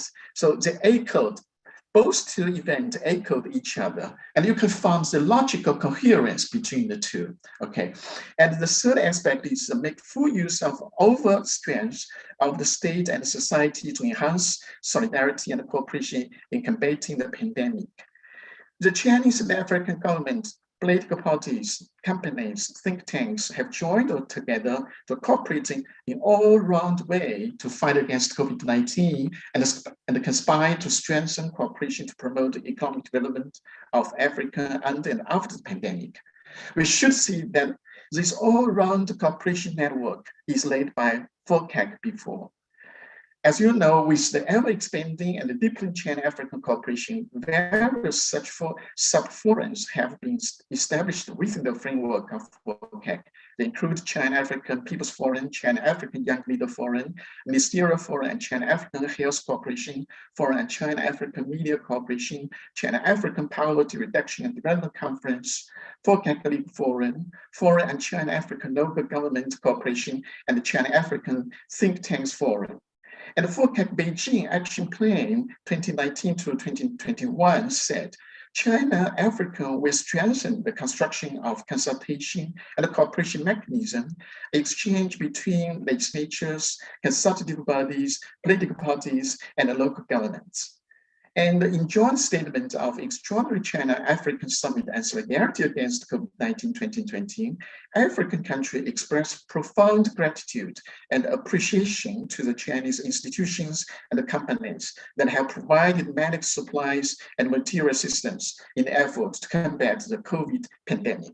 So we can say in these large areas of communications and interactions, So between government, between parties, between the scholars, between the enterprises, this comprehensive network mechanism has been made by the FOCAC before, and they play an important foundation for China-African cooperation against the COVID-19.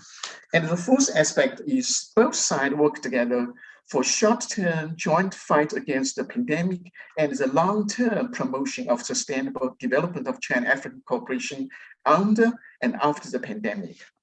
In FOCAC Beijing Action Plan 2019 and 2021, China-African country made the following consensus. So I just briefly say that this action plan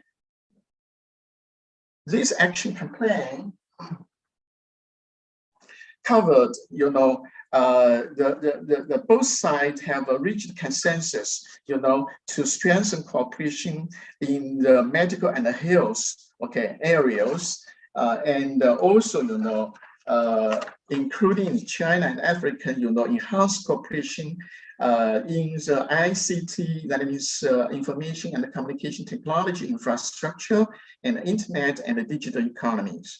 And also, the action plan covers, its investment and financing cooperation with Africa, and China will make active effort to help African countries improve debt sustainability and achieve internally driven development and the mutually reinforcing economic and social development.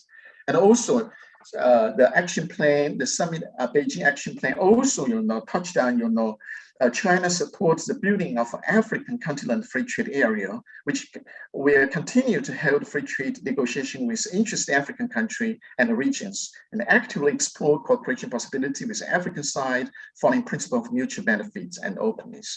So we can say these 4 points, right, to strengthen the medical health cooperation, to strengthen and promote, the cooperation in ICT infrastructure and the internet and digital economy, to to pay attention and make effort to help every country improve debt sustainability, and also incorporate African continental free trade areas into the China-African cooperations. These 4 points has been repeated, and we can find again at the extraordinary China-African Summit on Solidarity Against COVID-19 in 2020, because at this summit, China has announced that it would help Africans' economic recovery and promote African sustainable development, including cancel the interest-free loan debt of relevant African countries to China by the end of 2020, under the framework of FOCAC, including support the construction of African continental free trade area, and also, including strengthen the China-African, cooperation on the, digital economies. So the joint statement of Extraordinary China-African Summit on Solidarity Against COVID-19 said, we recognize important progress in delivering follow-up to the FOCAC Beijing meeting, and support a great focus on public health and the 8 major initiatives on China-African cooperation. Both sides recognize the importance of digitalization in the post-COVID-19 era and support efforts to speed up the development of African digital economy and expand exchanges and cooperation on digitalization, information and communication technology, especially telemedicine, teleeducation, 5G, and big data. And the last aspect is adhere to multilateralism and mobilize the strength of international community through UN and WHO and to fight the pandemic together. So the 2018 Beijing Summit of FOCAC, Beijing Declaration toward an even stronger China-African community with a shared future. Both sides believe that China-African are a community with a shared future, and firmly uphold multilateralism and oppose all forms of unilateralism and protectionism. So we can see that the joint statement of the 2020, the Extraordinary China-African Summit on Solidarity Against COVID-19, it points out that reaffirm China-African firm support for multilateralism, oppose unilateralism, and safeguard the international system with the United Nations as a core and safeguard international fairness and justice, right? So we can see in this multilateralism, we can also see that close connections between the China-African cooperation and solidarity against the COVID-19 and the previous, FOCAC, sub-meetings, joint statement, right? Okay, and dear ambassadors, directors, and experts, China-African cooperation against the COVID-19 is a vivid practice of human cooperation in combating pandemic situations.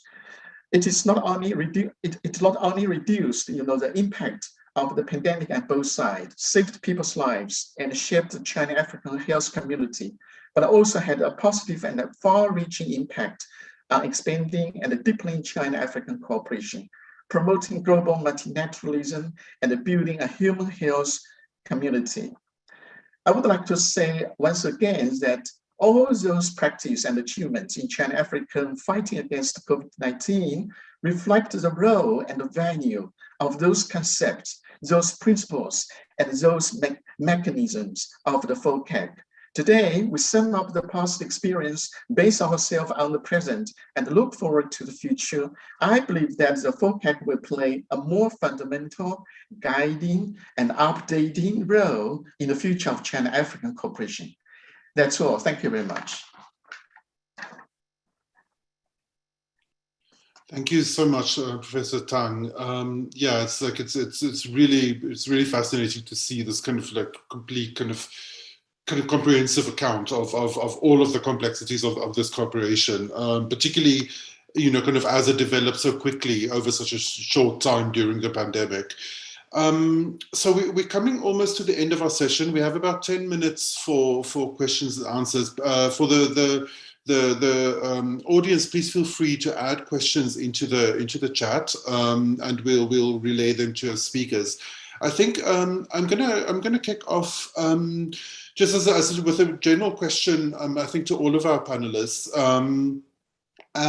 One of the, as Elizabeth mentioned, one of the issues that SIA focuses on a lot is African agency in relation to external actors. And we do this in relation to the G20, to many traditional and emerging investors in Africa.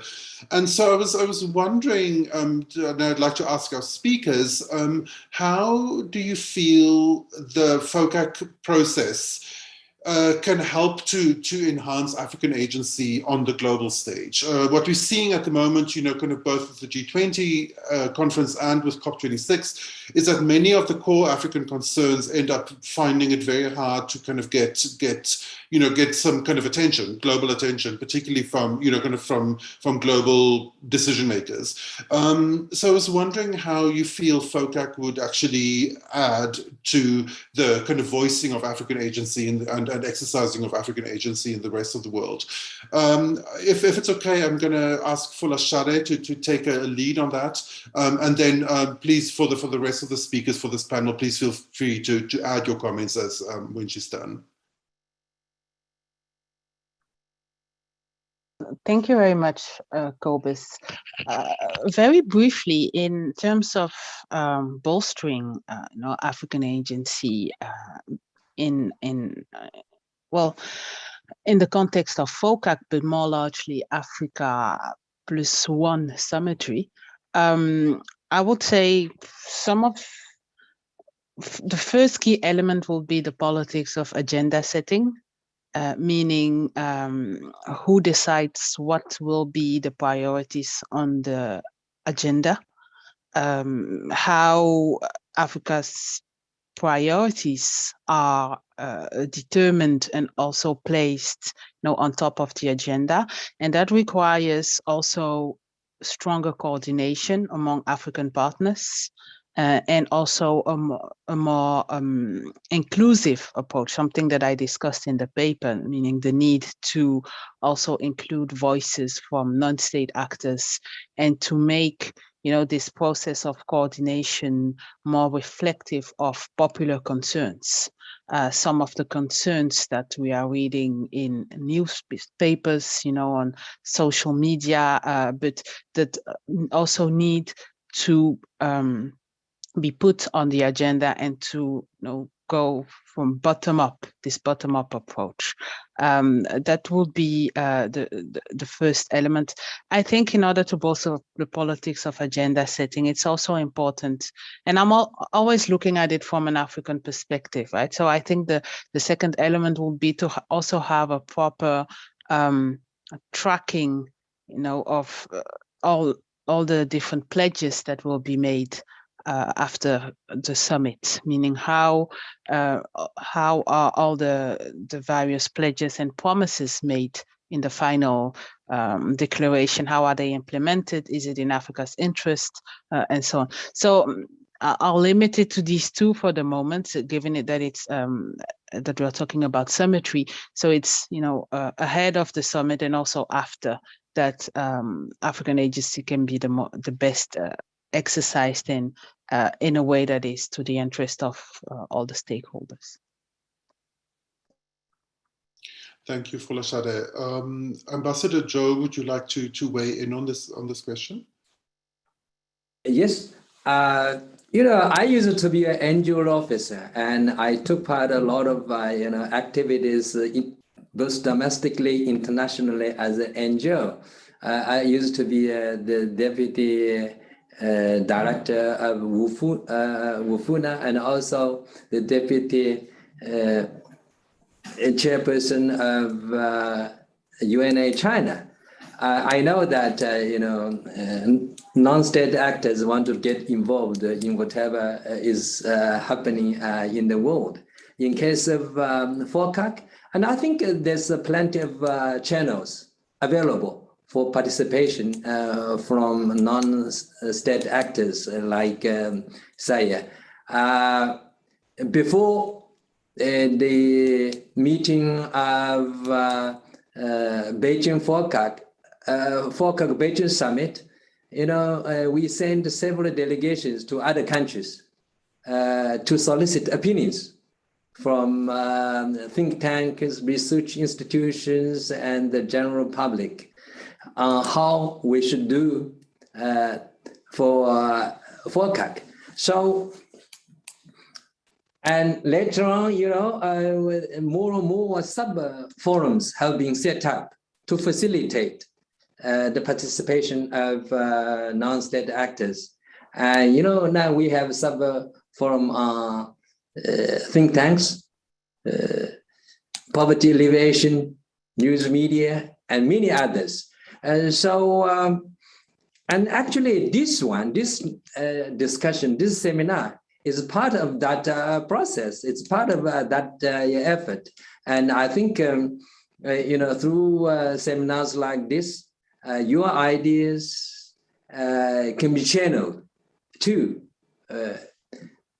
in the meeting and to be held in Senegal. So that's a part of your participation. I don't know whether I understand the question correctly. I think there's plenty of channels available, and you can also contact the Chinese embassies and your embassies in Chinese embassy in South Africa and your embassy in Beijing for information or for participation. And so I think there's a lot more rooms than before now for you to get involved in activities in FOCAC. And I think we pay great attention to the contributions to NGOs or agencies around the world, particularly in South Africa, and you have a very strong, research institutions and think tanks there. And I think your participation is meaningful and is welcomed. Thank you so much. That's greatly appreciated on our side as well. I'd like to hand over to Anzetse. What do you make of this question? Thank you. I think it is a complex question because it's not like African agency is a single thing. I don't think African agency is seated in one place. It's not like it's in a government agency or in a private sector body or in a civil society organization. I think part of the problem with the way that I think the agency conversation is being constructed, it is quite one-dimensional. And I think it fails to grapple with the reality that there are multiple players in Africa that have differing views on what should be on the agenda. So even if you look, I think to the point Dr. Fuller was making, and I think both ambassadors have mentioned, if you look at even at the government side, there'll be a lack of coordination. You know, maybe the Ministry of Finance wants this to be emphasized, agriculture wants this, transport wants this. So I think the starting point is, yes, better coordination within government, but I think this will also be a reflection on a collaboration on what should be agreed to going forward, because you know the private sector obviously has its own view on what should be prioritized in Africa-China relations, and obviously we know the civil society has its own view on what should be prioritized. So I think when you look forward, that's why I think that triangle will really be government, private sector, civil society will really be the nexus where that agency is exerted. That agency will not be coordinated, I don't think. And that agency will not be one voice, but I think the expression of that will be increasingly a feature of China-Africa relations. So I don't think I have a simple answer to it, but I do think that the desire of African stakeholders will feature more prominently. And I think, again, it will be a process of negotiation, as Ambassador Xu Jishao has just presented, the different fora available to make those priorities known, but also to get feedback from the Chinese government side and Chinese private sector side on how do we get to a place where common interests are really driving the conversation. So I hope that helps. Thank you. Thanks. So that's super helpful.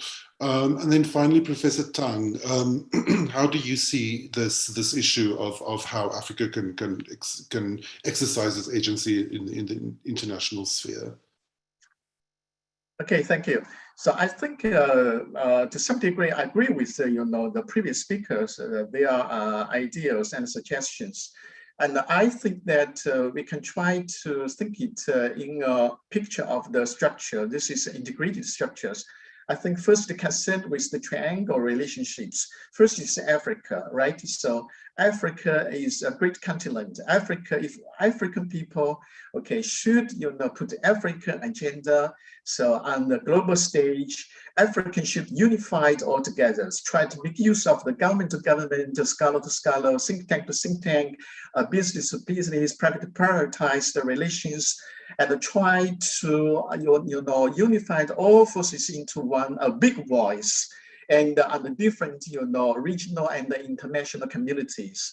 So so you should try to try your best to make the effort to promote Africa's agendas on the global stages. And the second, I think it concerns with the China as a very good friends and the close partners of China-African cooperations. So China can strengthen, its dialogue, and promote all kinds of, dialogue mechanism to, have a good understanding of the African government, people, societies, aspirations, and try to defend, make use of China, the 5 permanent countries in the United Nations and other, international influence, try to promote Africa's agendas on the global stages. And this is concerned with the second one. And the third one, I think, because global stage concerned with developed countries. So I think both Africa and China should make use of their connections with the European and American partners, especially African. You can make good use of your African-European cooperation partnerships and try to make Africans' aspiration and your demands understood by the European partners and also by the American partners. I think this triangle, we should have to integrate it and make the concentrated efforts to promote African agendas on the global stage. Thank you. Thank you so much. We have now reached the end of the first panel, and I'd just like to thank all of the speakers for these amazing insights. We really appreciate it. We're going to take a quick 10-minute break, so just for people to stretch their legs and so on, and we'll be back at in 10 minutes sharp. So that's at 10:45 South African time and 4:45 in the afternoon Beijing time. So we'll see you again in 10 minutes.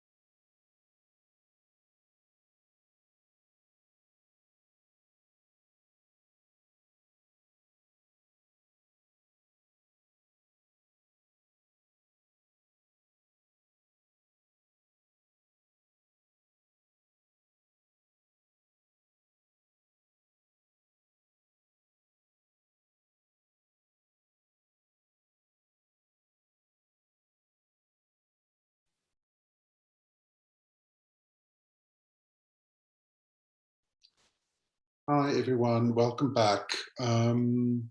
It's now 10:45 in South Africa, and we're gonna start with our second session. As the speakers in the first session pointed out, one of the biggest issues in Africa-China relations is trade. And the second panel focuses on the enhancement of trade, between the African continent and China.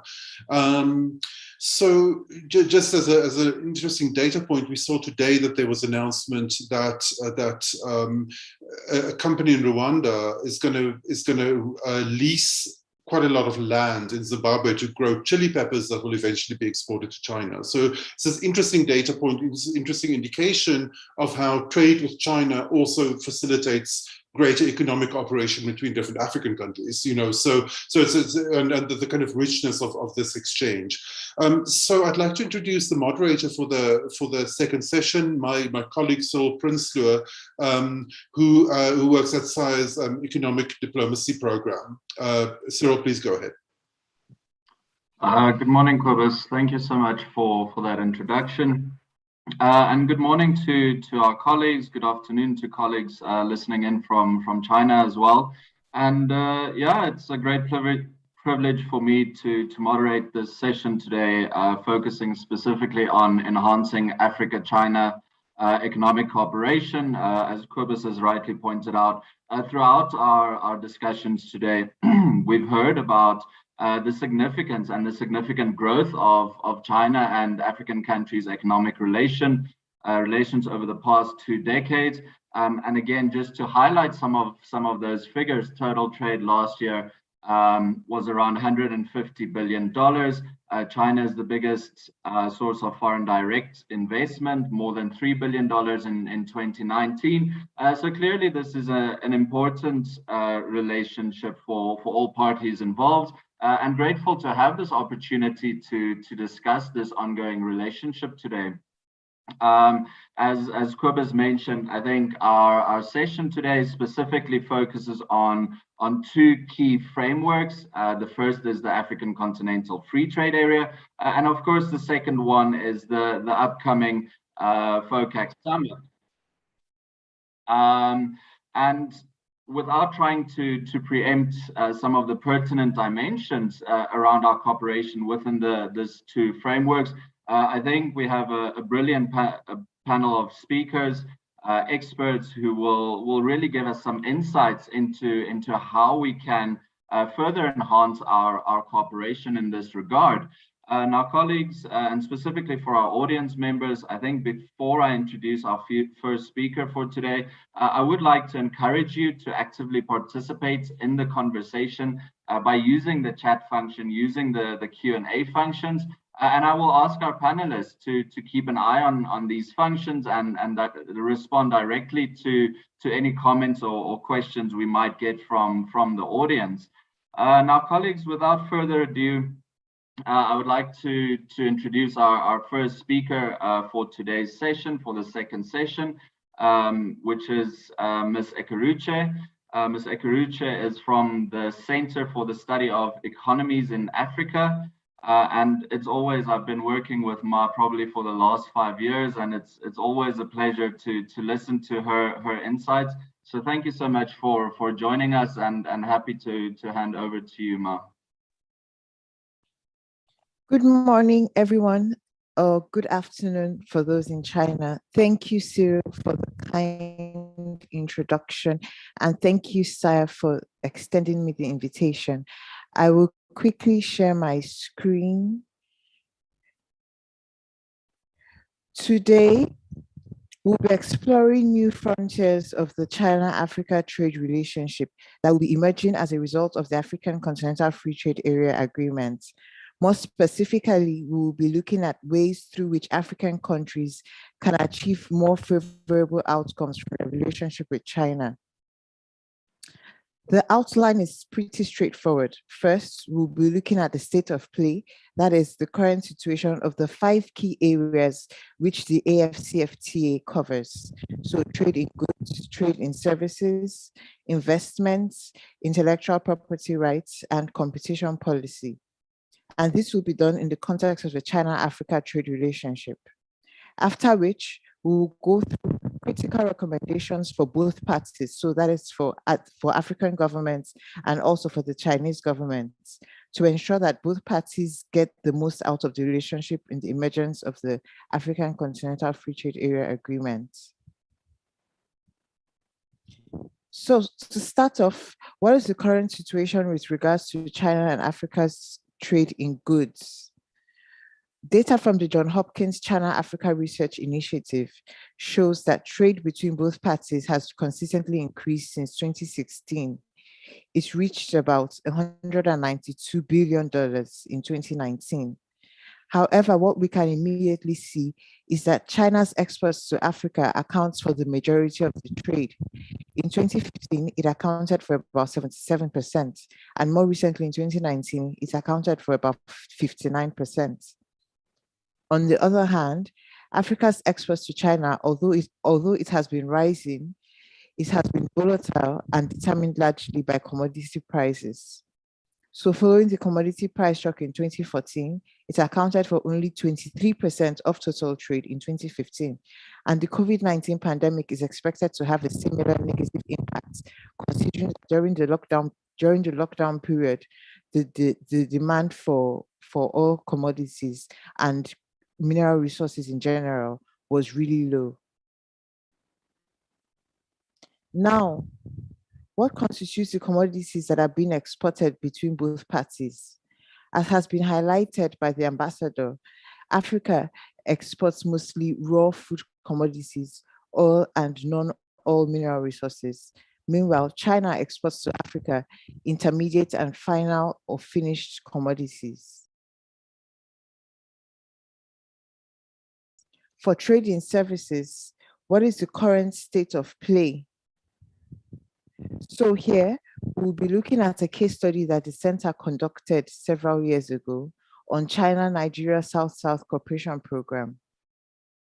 The South-South Cooperation Program is basically a technical assistance program where the government of China provides Nigerian farmers in the areas of fisheries, livestock, agro-processing with technical assistance, and it was carried out in several phases. It's a 2-year knowledge exchange program involving Chinese experts working with Nigerian farmers with the aim of upskilling local farmers. The parties involved included Nigerian government at all levels, so federal, state, and local level, the Nigeria's Ministry of Agriculture, Nigeria's Ministry of Foreign Affairs, the Nigerian Embassy in Beijing, the government of China, and the Food Agriculture Organization facilitated the entire process. Now, what were the strengths for this China-Nigeria South-South Cooperation Program? As has been highlighted by several presenters, it was demand-driven and it fits into the country's development agenda. So rather than the Chinese government impose their own agenda on African governments, it is more of a win-win partnership. The government at federal, state, and local levels, alongside local farmers, therefore took domestic ownership of the program. But the program was mostly financed, or was only financed, by the Nigeria's federal government. The second strength was that there were opportunities to adopt or refine the program, or basically tweak the program to suit the needs of local farmers, particularly in the subsequent phases. The third strength was that there was respect for national sovereignty and, more generally, mutual respect between the government of China and Nigeria. The fourth strength was that there was a feeling of brotherhood. So it was more or less a horizontal relationship between both governments. However, there were several weaknesses in the program. It was solely funded by the Nigerian government, and as such, when competing demands for the government revenue presented itself, it affected the program significantly. And so in the future, it's important that China provides counterpart funding to maintain experts and also to finance travel back to China for experts. These programs should be more or less seen as ways to improve food security across continents and also to expand export opportunities. The second weakness was that the methods taught to farmers were deemed rudimentary and they were already known to most local farmers. Now, the third aspect that the AFCFTA covers, investments. What does China-Africa investment look like at the current state? FDI flow from China has been generally high in the past decade. In 2018, it reached an all-time high of $5.4 billion. And in 2019, it fell a bit to about 2.7 or $3 billion that has been talked about much by other presenters. Again, the go-to sectors for these investments are construction, mining, and manufacturing sectors. And we can see the investments as it is evident in the number of infrastructure projects that are ongoing by the Chinese across the continent. Some of these projects include the standard gauge railway that connects Mombasa to Nairobi, and hopefully should connect the entire East Africa. What are the strengths of such investments? The building of all this transport infrastructure, it reduces transportation costs across the continent, thereby making trade in goods and services less costly. For seaports in particular, it reduces the duration of clearing goods at ports, which is a significant problem in several African countries, particularly Nigeria. However, there are several weaknesses that present themselves. These investments are mostly in the form of loans, including concessional loans which are offered at low interest rates, long-term maturity, and long-term grace periods, which are great, but they are also non-concessional or commercial sources, which has led to high debt levels, and which is now a critical problem across the continent, as pointed out by Elizabeth in her keynote address. The second weakness is that there's the possibility of losing national assets in the case of default of these loans, as was the case of the loss of the Hambantota seaport in Sri Lanka. The third weakness is that most of these infrastructure projects are carried out by Chinese contractors. So contractors such as the China Road and Bridge Corporation, contractors such as the China Railway Engineering Corporation, and this leaves little room for local contractors to play in the infrastructure development space. It crowds out local capital, crowds out local technology and human resources as well.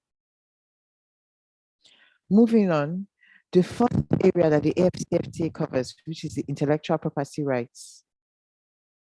Now, considering that a lot of the projects are carried out by Chinese contractors, there is a sizable number of Chinese workers in Africa, which has left little room for the transfer of intellectual creation to local talents or local labor. The number of Chinese workers on the continent reached 264,000 in 2015, and more recently about 183,000 in 2019. The data during this presentation is mostly taken from the Johns Hopkins China Africa Research Initiative. There's only one strength with the rise of Chinese workers on the African continent, and that is there's the increased learning of Mandarin Chinese and also cultural exchanges between Chinese workers and Africans. However, several weaknesses present themselves. The Chinese workers typically fail to transfer knowledge and technology as they occupy the technical and managerial positions in the construction of these projects. Locals are left to carry out low value and less technical activities. In general, and in the long term, the failure to transfer technology leaves the continent dependent on Chinese technical expertise and indirectly dependent on Chinese workers. Now, the fifth and final aspect of the AFCFTA is competition policy. So basically, what does China-Africa competition policy look like in the present day? There exists a two-step anti-competition process. So first, given the technical expertise, the level of capital, and the human resources that China possesses, the construction of key infrastructure projects on the continent, such as railway, airport rehabilitation, have now been monopolized by the Chinese with very limited alternatives. We don't see other countries such as, let's say, Brazil or Russia providing all these infrastructure projects. And as such, African governments are able to negotiate to obtain competitive pricing for these infrastructure projects. Now, in China, the Chinese government selects the Chinese contractors that will carry out the projects on the continent. There is no use or do I say there is limited use of open bidding processes. And so the pricing of these infrastructure projects are more or less given to African governments.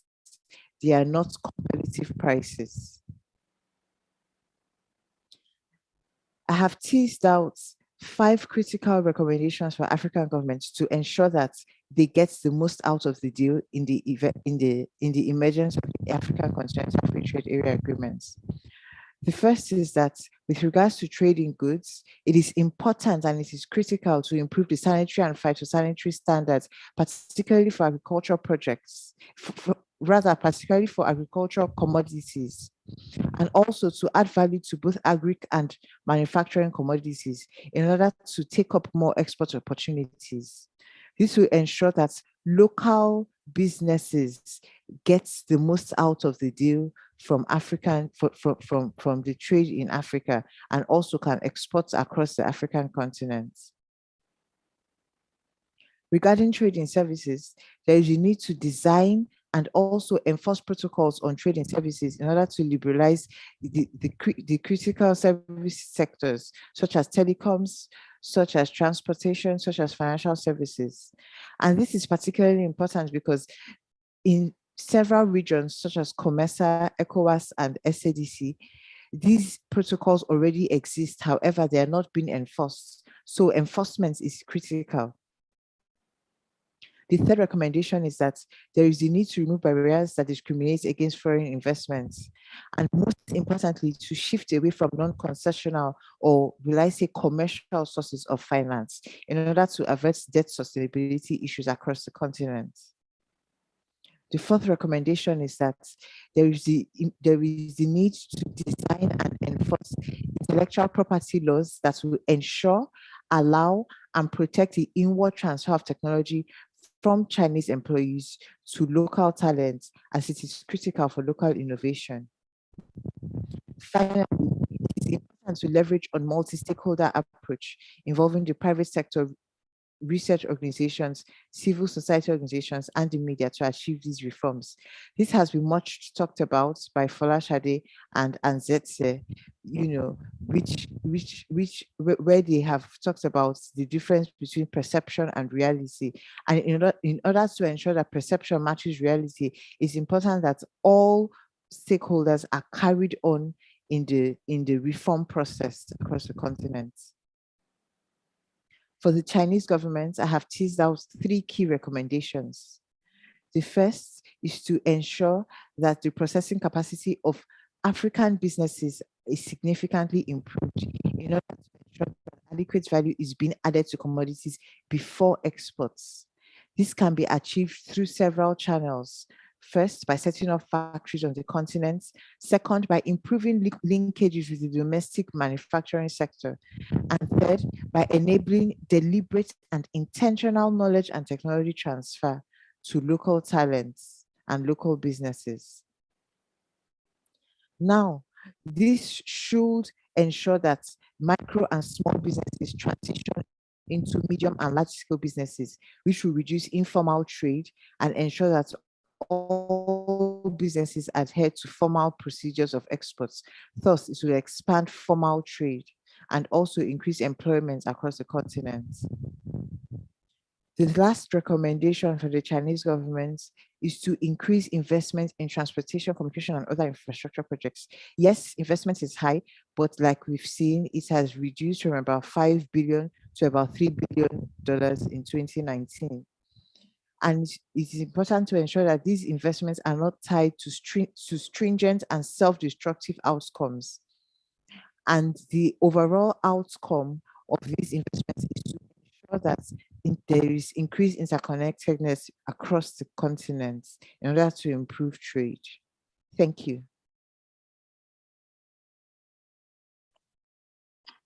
Thank you, Ma. Thank you so much for your intervention. I think that really sets nicely the scene for today's conversation by covering both, kind of the overall AFCFTA agreement, but also drilling into some of the details of China's cooperation with African countries. So thank you so much for your intervention.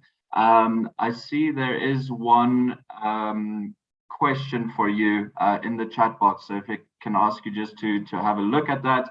And then, colleagues, it's for a great pleasure for me to introduce our second speaker for today as well. Our second speaker is Prof. Liu. He's from the Institute of African Studies at Zhejiang Normal University. It's a great privilege for us to have the professor here with us, and we look forward to your remarks for this session. Thank you, Professor. Thank you, Chairman, my brother Cyril from the SIA. So today I have this pleasure, have an opportunity take part in this very important conference. First, I want to say thank you very much to SIA. We have the long cooperation, our two sides, about the focus on the China and Africa cooperation. And about 10 years ago, we have to go to your country in Johannesburg. We just a conference. In that year, China and Africa cooperation focus just set up the 10 year. We have a special conference in that year. And today, according to the organization idea, I have a speech about the Africa continent, the trade-free area, and China, how they take part in the future about the Africa continent, the free trade area. I have the special PPT for share everybody. So look at my share. Thank you. Well, yes.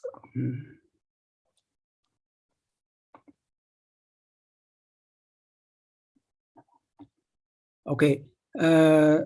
Because according to we have the very short limited time, I will ask my students to read my paper. So we have save some time, finish my speech, and I will I will answer the question about everybody. Thank you.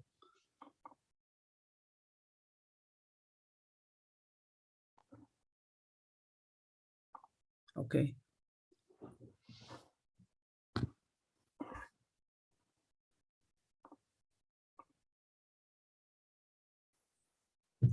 The title of the speech is The Role of China-Africa Cooperation in Supporting African Continental Free Trade Area from the Perspective of African Integration. The negotiations on the African Continental Free Trade Area were launched by African Union heads of state and government in 2015. The African CFTA agreement was signed on by 44 of its 55 AU member states in 2018, and the operational phase of African CFTA was launched in 2019. Free trading officially commenced under this agreement on January 1st, 2021. Currently, 54 of the AU's 55 member states have signed the agreement, of which 30, including South Africa, have ratified this agreement. The remarkable speed of negotiations, signature, ratification, and entry into force of the AFCFTA agreement took place between 2015 and 2021 is unprecedented in the treaty-making history of the EU. Moussa Faki, chairperson of the EU Commission, said the speedy entry into force of the AFCFTA has been a major pride to all of us, and he hailed it as a historic moment in Africa's history, which marked the history of a new era in Africa's integration. As the world's largest free trade area in terms of the numbers of participating countries, the major objectives of the AFCFTA are to create a single market to promote the movement of capital and people and facilitating investment, to move towards the establishment of a future continental customs union, and to achieve sustainable and inclusive social economic development and structural transformation. In the short term, it could boost the intra-Africa trade, expanding new markets and creating new jobs, which could help Africa achieve economic recovery from COVID-19. In the long term, it will promote Africa's industrialization, enhancing its competitiveness in the global economy and its position in the global industrial chain. This is consistent with the aims of African integration. As South Africa's President Ramaphosa said, the commencement of trading would be one of the most significant milestones in the continental integration project, and the clearest affirmation yet that Africa is determined to take charge of its own destiny. In fact, the AFCFTA is part of endeavors of African countries and people striving for economic integration in the past few decades. The idea of creating a single market across Africa had already been laid out in June 1991 with a Buddha which founded the Africa Economic Community. It's necessary to observe from a historical perspective to grasp the interaction between the AFCFTA and African integration, and to recognize the role of China-Africa cooperation to support AFCFTA and Africa integration. I have three parts. The first part is the significance of African integration to Africa's development. African integration in the past century could be divided into two stages. The first stage, from 1900s to 1960s, the early African nationalists began to pursue for Africa unity and integration with the main theme of realizing independence in the age of colonialism. In the second stage, from 1960s to present, African countries have been in the pursuit of African integration with multiple themes overlapped, among which African economic integration has always remained one of the most major themes, and the years have witnessed its gradual development from the sub-regional economic integration to the AFCFTA as continental economic integration today. In general, African integration has special significance for Africa's development. First, Africa has great potential for development, while African countries are comparatively smaller countries with smaller economies, which makes it difficult for them to develop independently and rapidly. Through integration in politics and economy, the smaller African countries would be united as a stronger entity, which would improve the endogenous capacities with Africa and provide more space for development in the globe. Second, African integration requires greater solidarity and cooperation within Africa. Since establishment of the Organization of African Unity and the AU, African integration has achieved great progress in the political arena. Nevertheless, there has been considerable room for economic integration in Africa, particularly in the areas of transportation, infrastructure, trade, investment, currency, human resources, education, and science and technology, because the integration in these areas would lay the solid foundations to African development. Part 2. African Continental Free Trade Area boosting African integration. Although many African economies are small, the size of the economy of the continent as a whole cannot be underestimated. The AFCFTA aims to create a market of $1.27 billion, 1.27 billion consumers, with a combined GDP of 2.5 trillion US, which is almost equivalent to the India's GDP. The India's GDP is 2.6 trillion US in 2020, ranking the 6th in the world.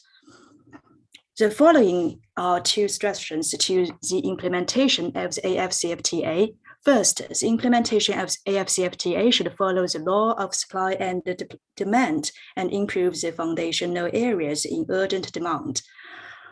According to the law of supply and demand, the AFCFTA will accelerate the movement of capital, services, labor in the region, which put forward requirements for the transformation and upgrading of related fields, including the integration of transport infrastructure, information networks, and monetary policy for effective connectivity, and the integration of human resources, education, science, and technology for intelligence support. Second, the implementation of the AFCFTA should have a roadmap and a timetable. On the one hand, since the 8 African sub-regional economic communities have gaping development, their participation in the AFCFTA should be different according to the fact. On the other hand, the AFCFTA should be carried out in line with Agenda 2063 and long-term development agenda for each country. To realize Agenda 2063, it is necessary to lay out a long-term planning and advance steadily towards a higher stage of African academic integration. Part 3, China-Africa cooperation promoting Africa and African integration.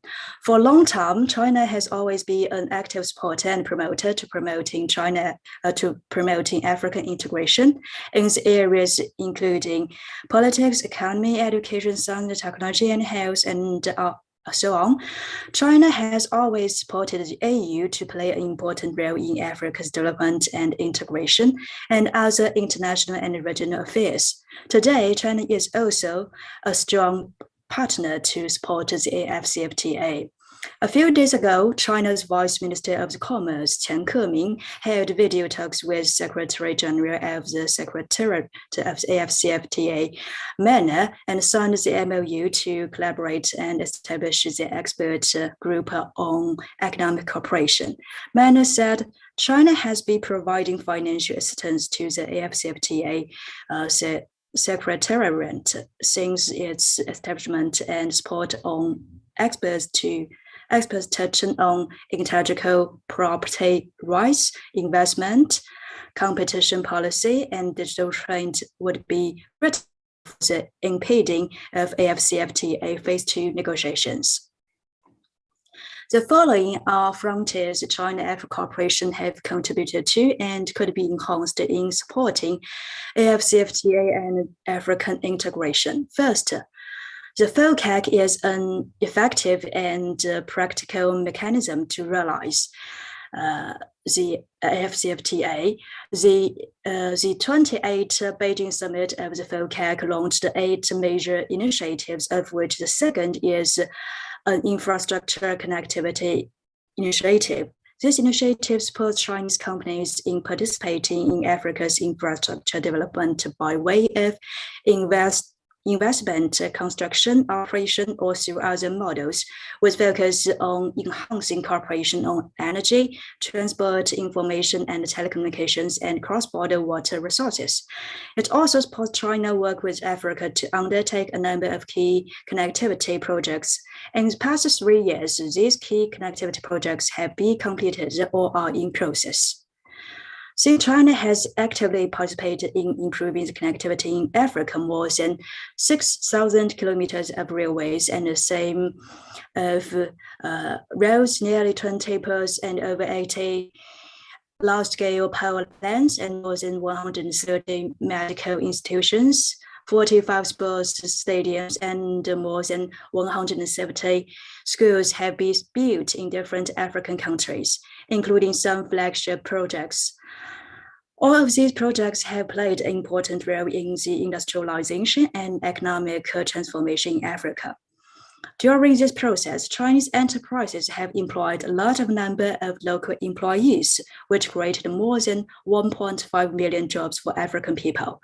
After the outbreak of COVID-19, more than 1,100 Chinese projects in Africa continued to operate, including the headquarters of the African CDC has been under construction.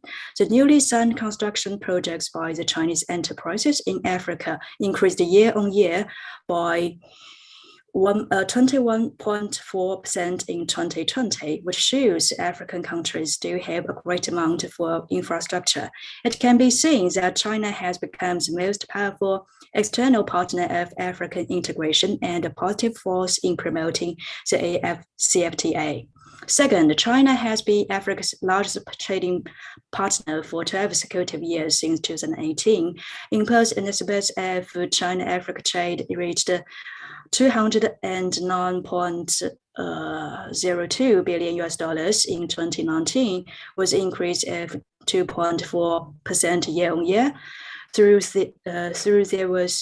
Although there was a decrease in China-Africa bilateral trade in 2020 because of COVID, China remains Africa's largest trading partner, and the China-Africa Trade and Economic Cooperation has shown strong resistance to the pressure of great public crises like COVID. From January to July this year, China-Africa trade amounted to $139.1 billion, was an increase of 40.5%, reaches the highest level in the same period in history. At the same time, China has become the largest trading partner for South Africa for 12 consecutive years, and South Africa has become China's largest trading partner in Africa for 11 consecutive years.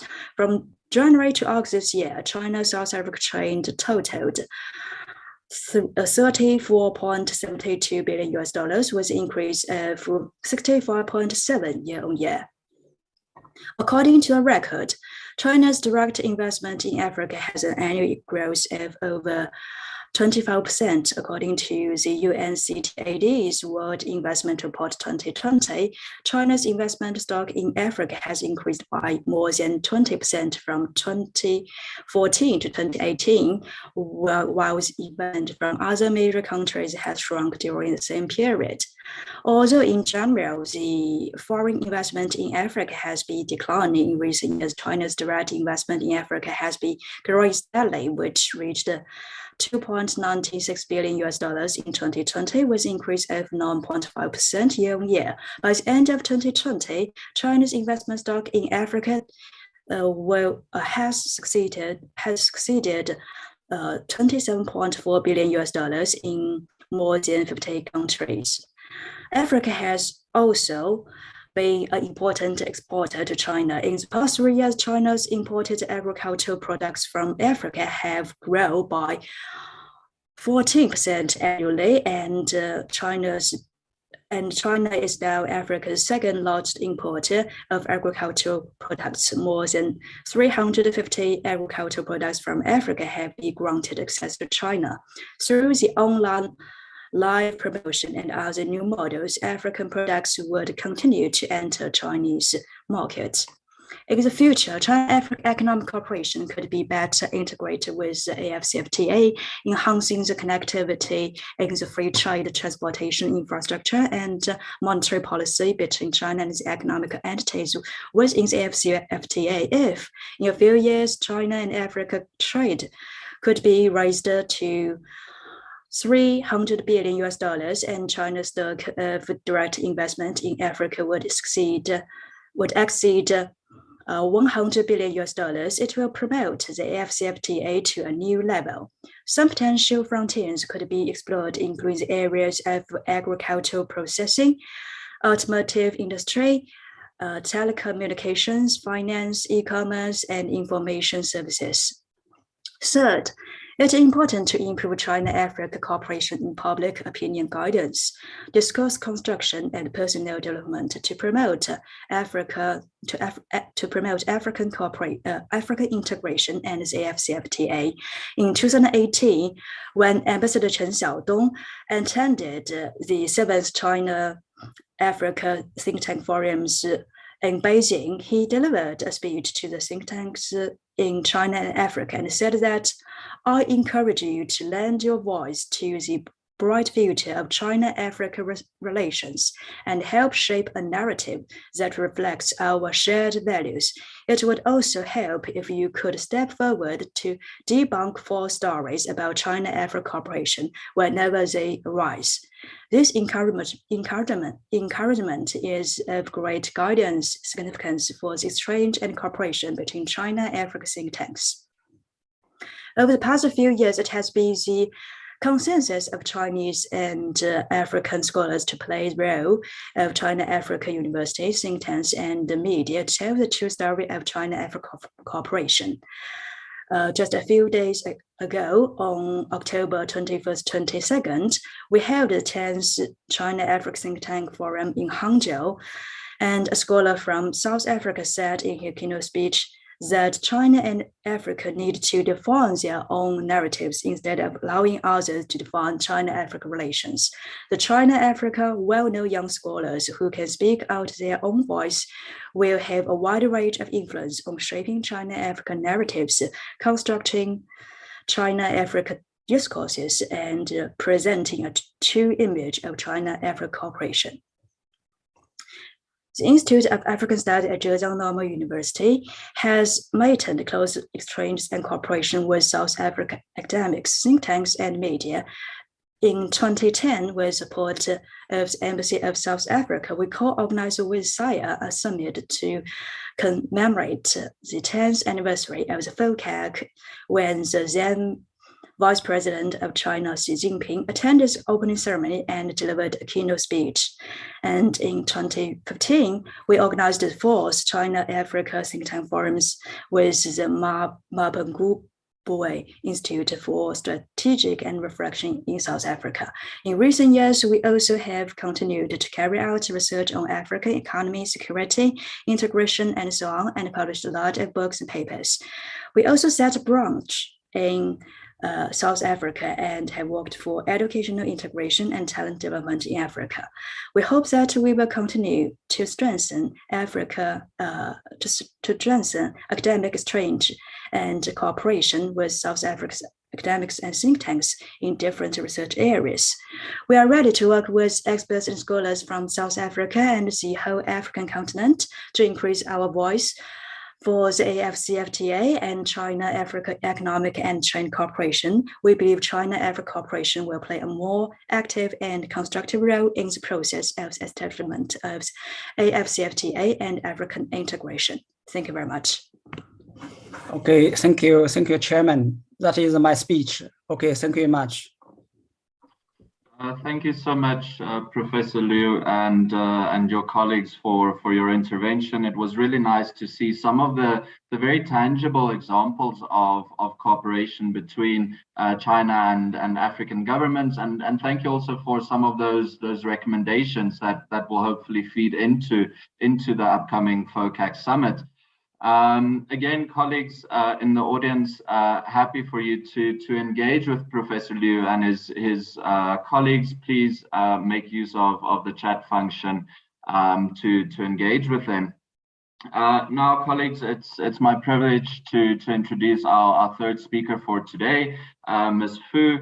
Ms. Fu is from the Development Reimagined consultancy and think tank.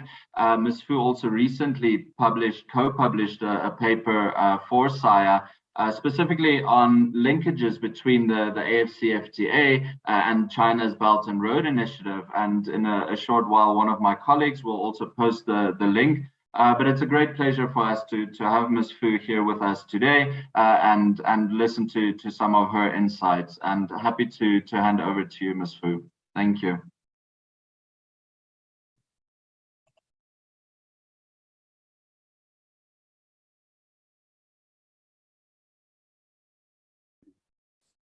Yeah, hi everyone. Thank you so much, Cyril, and hope everyone can see my screen very well. And distinguished guest, Your Excellency, Ladies and gentlemen, good morning and good afternoon, and now maybe good evening to the people who are in China. And a huge thank you to the organizer for the kind invitation to be here today. So my name is Ik Fu, and I'm currently a policy analyst at Development Reimagined. It is our privilege and a great honor to be asked to join this discussion today. So my topic today is about mapping the future of China-Africa trade relationship. This is the partial findings from our paper with Saya, and I believe this part of the paper will be published soon. So before I go very deeply to our paper, so here's some data that you might know from both from Ambassador Chen and the Professor Liu. So in 2018, the Declaration and the Action Plan for the 17th Forum on China-Africa Cooperation made the first direct reference to the Africa Continental Free Trade Area, and which began operational on January 1st this year. As China and Africa Union signed a cooperation plan for the Belt and Road Initiative and AU Agenda 2016-3 in December 2020, linking the BRI and AFCFTA will be a key theme of the FOCAC ACE incoming this later months in November, in months. So as you may see in on the slide, there's a significant overlap in the signatories to the BRI of the Africa continent.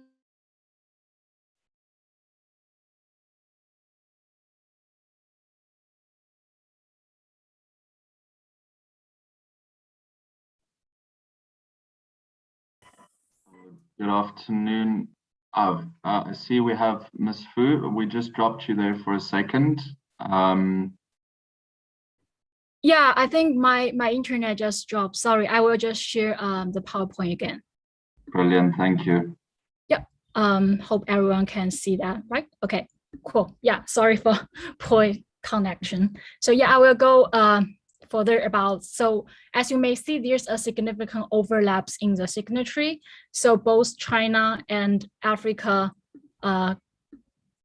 governments have an incentive to consider how to leverage their trade linkage and how infrastructure projects will directly enhance trade connectivities.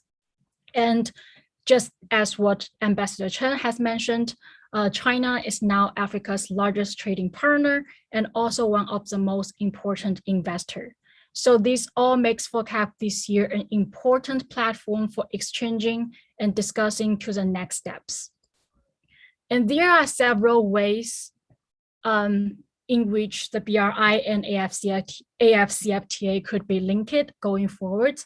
So in our paper, we appraise the potential of 4 options for future engagements, from a business as usual or just a stat quote, fairly uncoordinated baseline, and to 2 types of targeted and structured approaches to trade cooperations, and to a 4 liberalization options, for example, an AFCFTA and China Free Trade Agreement. So our initial assessment is that, and using our opportunities and challenges framework and also a gravity models, is that option 2 and 3 may well serve China's Africa's interest best at this moment.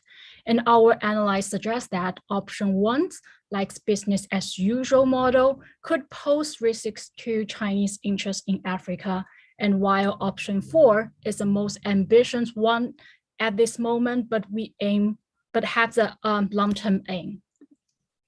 So given the time limit, I will just briefly touch on option 1 and 4 and put more time on option 2 and 3. So this can hopefully provide some of the insight for future cooperation in trade between the 2 sides. So the option 1 is just like a stat quote option. So although China and the African Union have signed a cooperation plan to promote the BRI and AU's agenda, so it is possible that this may not lead to any further or any specific cooperation plans. So we believe that based on the previous trend, it is likely that trade and finance between China and Africa countries will continue to grow, but with a slow pace. And for option 2, it's like approach to boost for trade and economic zones in Africa. So as we know, like trade and economic zones sometimes also refer to a special economic zones or free trade zones, just depends on the model of they are. So the zones are now one of the key mechanisms used by China to increase investments in Africa, support private sector cooperation between the two sides. And officially, there are 4 national level zones that are confirmed and assessed by Chinese Ministry of Commerce and Ministry of Finance.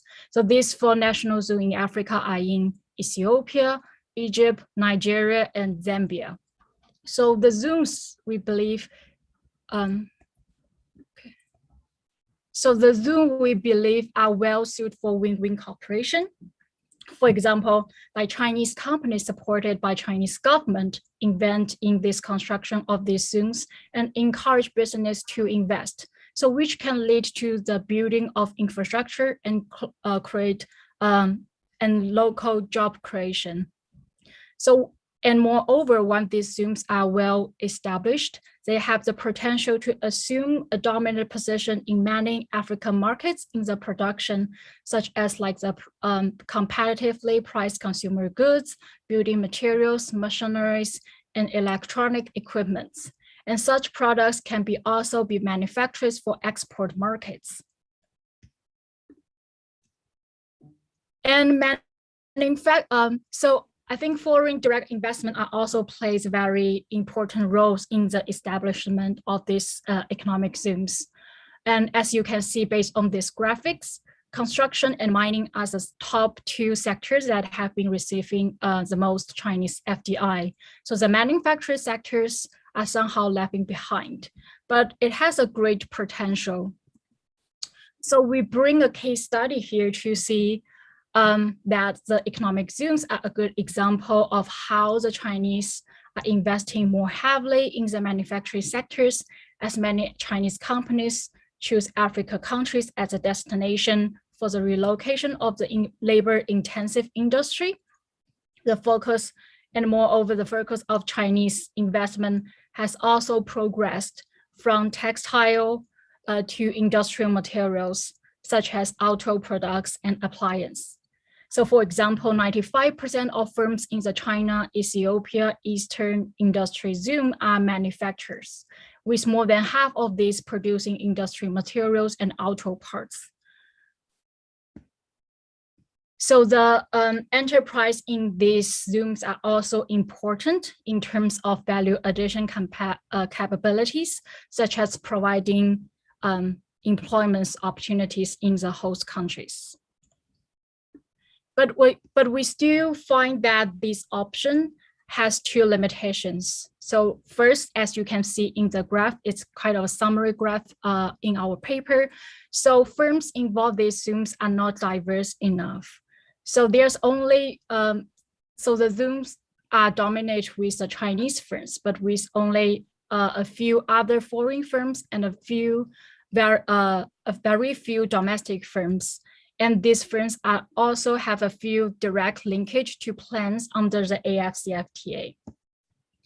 And there are also limitations presented by the zones, the hosting country that have the zones. So flaws in the political economy of the special economic zones programs have been a block to effectively implement of the best practice in the hosting countries. So right now, I want to move our time to our option 3. So this option is best described as a form of a managed economic integration and liberalization between the AFCFTA and BRI, so which seeks to both open and manage trade in specific sectors associated with African regional development plans. So in bringing about such a framework, the African Growth and Opportunity Act, AGOA, could potentially provide the inspiration for the development of a regional trade framework to boost Africa's exports to China. So AGOA is a US trade act that enacted on May 18th in 2000. And it has since been a cornerstone of the US trade and investments policy engagement with Africa. It builds on the market access extended by the US under the generalized systems of preferences and expand these preferences in favor of Africa, providing duty-free and quota-free access for 6,500 products from eligible Africa countries. So an AGOA-inspired BRI and AFCFTA framework could also promote increased exports from Africa to China in specific sectors, such as textile, agricultural, or labor-intensive manufacturers, and also increase access and opportunities for Chinese investors and business in Africa. So such a framework would be a step up from just trade. It can also encourage a stronger focus on economic zooms in Africa countries with export potential and to attract more investment and create more export-led jobs. And in addition, relative small countries have also can be benefits from a AGOA-like framework. And moreover, such a framework would also enable Africa's growing manufacturing industry to be protected, enabling countries to impose most favored nation tariffs to show certain internal markets against the cheap imports. We believe that a preferential trade framework for the agricultural sector might work, though Chinese FDI in Africa's agribusiness sector is relatively small at this moment compared to other sectors. And the sector is an important pillar of the African economy and has a huge potential. So it accounts for 23% of the continent's total GDP and is predicted to be valued at 1 trillion by 2030, but still face a significant financial gap. So I think Professor Liu talked about a lot of data on Chinese roles in agricultural sectors in Africa. So yeah, again, I totally agree that the Chinese role in the sector has been growing with a rapid pace. And besides the increase in number in agricultural trade, by the end of 2018, Chinese enterprise had invested more than 5 million RMB in over 100 agricultural products in Africa, stretching across 2/3 of Africa countries. China has also provide support for the construction of 25 agricultural technology demonstration centers in Africa. Moreover, there are already a number of agriculture-centered economic zooms, which could also be ripe for investment. So in sum, a trade-related framework for this sector could expand investment in Africa's agricultural sector and advance cooperation in technology and human resources between the two sides. So it could even support the development of specific agricultural products linked to geographic indication with a view to adding values. So yeah, for the option 4, it's really very ambitious approaches to have a AFCFTA and China free trade agreement. At this moment, it is not feasible, but could be a long-term aim, because currently there is only one African country, Mauritius, having a free trade agreement with China. So we know some in previous time, like China have some trade negotiation with some regional blocs, but it's still hard to be implemented very well. And Africa countries are not ready at this moment for such an ambitious framework, I believe. So option 2 and 3, so just in summary, option 2 and option 3 can be implemented simultaneously, but may require more work to structure and design initially. And we also propose the following recommendation to different key holders for making either option 2 or option 3 or both a reality.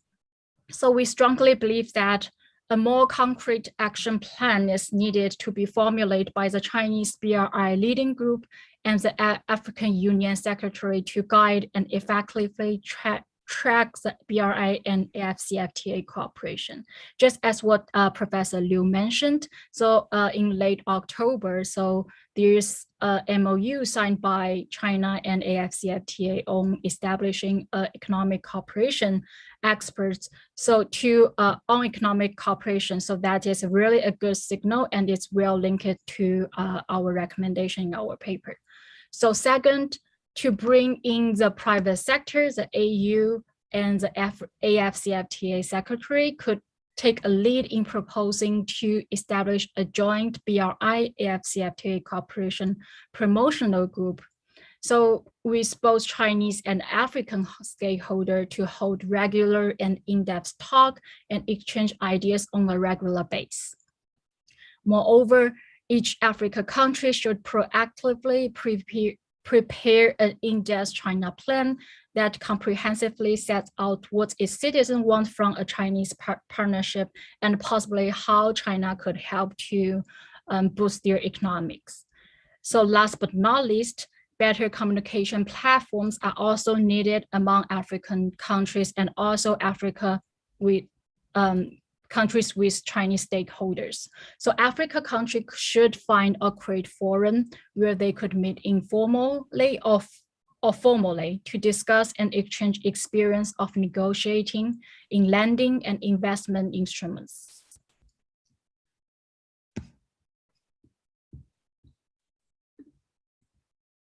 Yeah, I think as the FOCAC 8 is coming soon in later this month, it is a time that for China and Africa to set sail on a new journey. So both sides should work together to build a better and brighter future for China-Africa relationships. Thank you so much. Thank you so much, Ms. Fu. I think I really appreciated from your intervention the different scenarios you discussed in terms of, going forward, enhancing China-Africa cooperation. And again, I think, your presentation was testament to the brilliant paper you co-authored for SIA. And again, encouraging colleagues to go have a look at the detailed paper. But thank you, Ms. Fu. We really appreciate your contribution here today. Colleagues, just before I introduce the final speaker for this session, you'll note in the chat function, one of my colleagues pasted an evaluation link. If you can please take just 2 minutes to complete that for us. It really helps us as an institute to also enhance our events and our offering to our audience. So if you can please just take 2 minutes. Then, colleagues, finally, it's a pleasure for me to introduce Professor Xu. Professor Xu is Director of the Institute for African Studies at the Chinese Institute of Contemporary International Relations. Prof. Xu, it's really a pleasure to have you here with us today for this conversation, and happy to hand over to you. Thank you. Thank you, moderator. I'm very glad to see a lot of old friends, and also I'm glad to have new friends. Today, my topic is about upgrading China economic and trade cooperation in the context of African economic integration. This is my topic. I have this paper in Chinese version. Unfortunately, I don't have it in English version.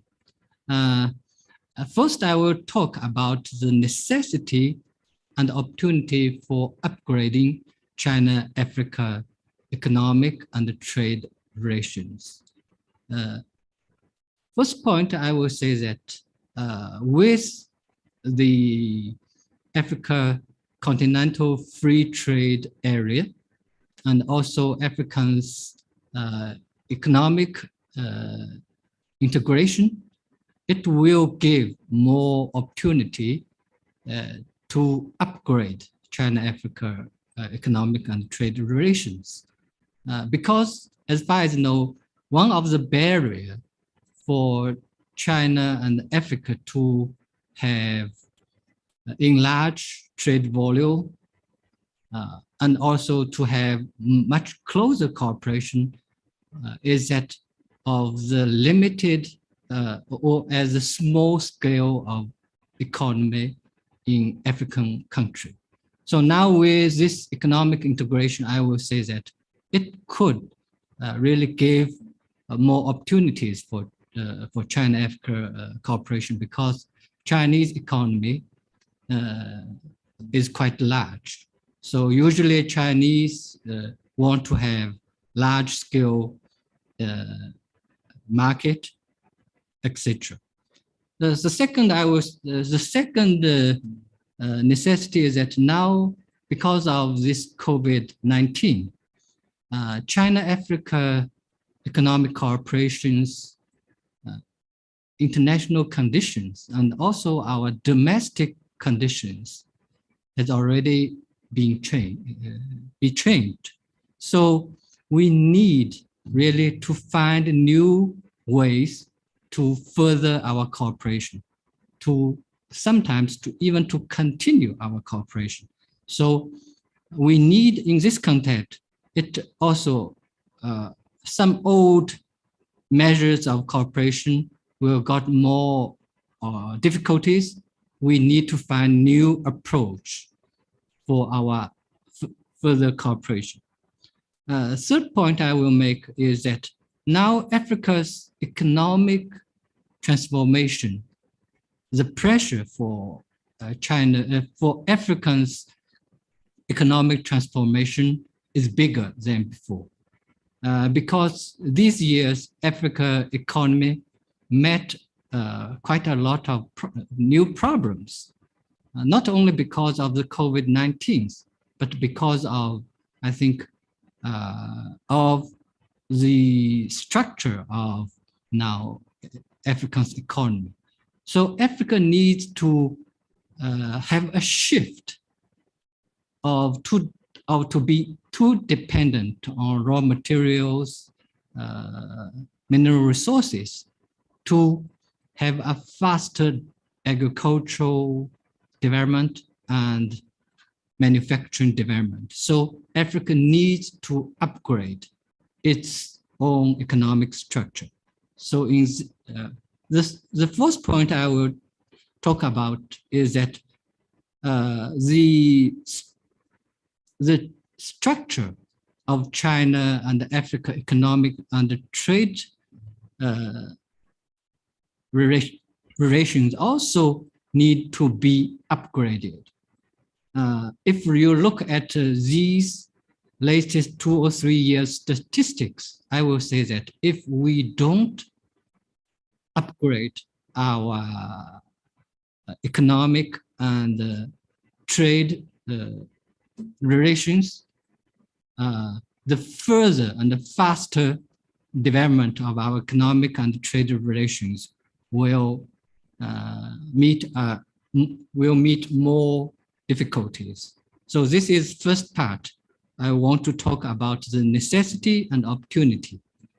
I will say that to really upgrade China-Africa economic relations. Second, I will talk about new or some major areas for upgrading, or in previous speakers' words, new frontiers, and sometimes not only new frontiers, but also old frontiers to have new approach. So how to upgrade? I will point out some areas.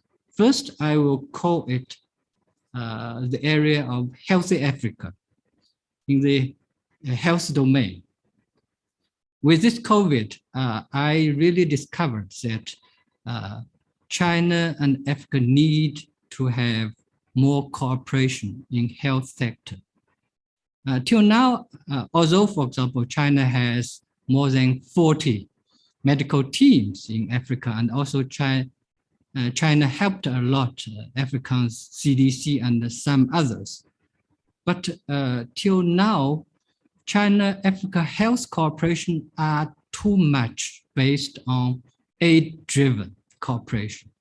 It is now for us really to think more about business-driven health cooperation. For example, to the pharmaceuticals areas, we need to be more seriously to consider how we can have more business-driven health cooperation, not besides aid-driven cooperation.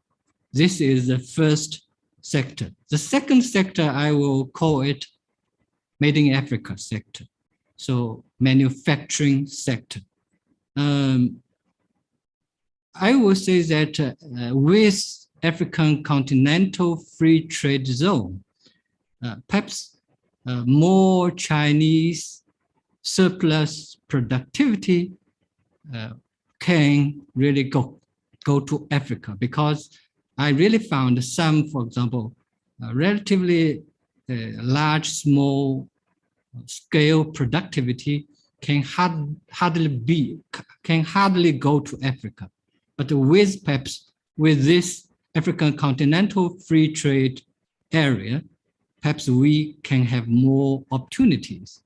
In this regard, we can really do a lot, especially now a lot of African countries really are seriously thinking about the manufacturing sector development and value added. The third domain, I will call it Bumpy Harvest Africa or agricultural area. In this regard, also, we have a lot of opportunities. And also, there is a necessity really to cooperate in this domain, especially with this COVID-19. We found that the supply of food will not as before. So, and also China and Africa, unfortunately, we are both net importer of agricultural products. Although Africa has huge potentials of agricultural development, but this kind of agricultural potentials have yet to be developed. Of course, China have financial resources and technology, and Africa has really very good conditions and potentials for further agricultural development. In this regard, China and Africa, we can do really more. The fourth area or sector, I will call it Digital Africa. With this COVID-19, now we really discover the importance of digital economy. For example, this webinar, and also a lot of, not only in China, but in Africa, we have more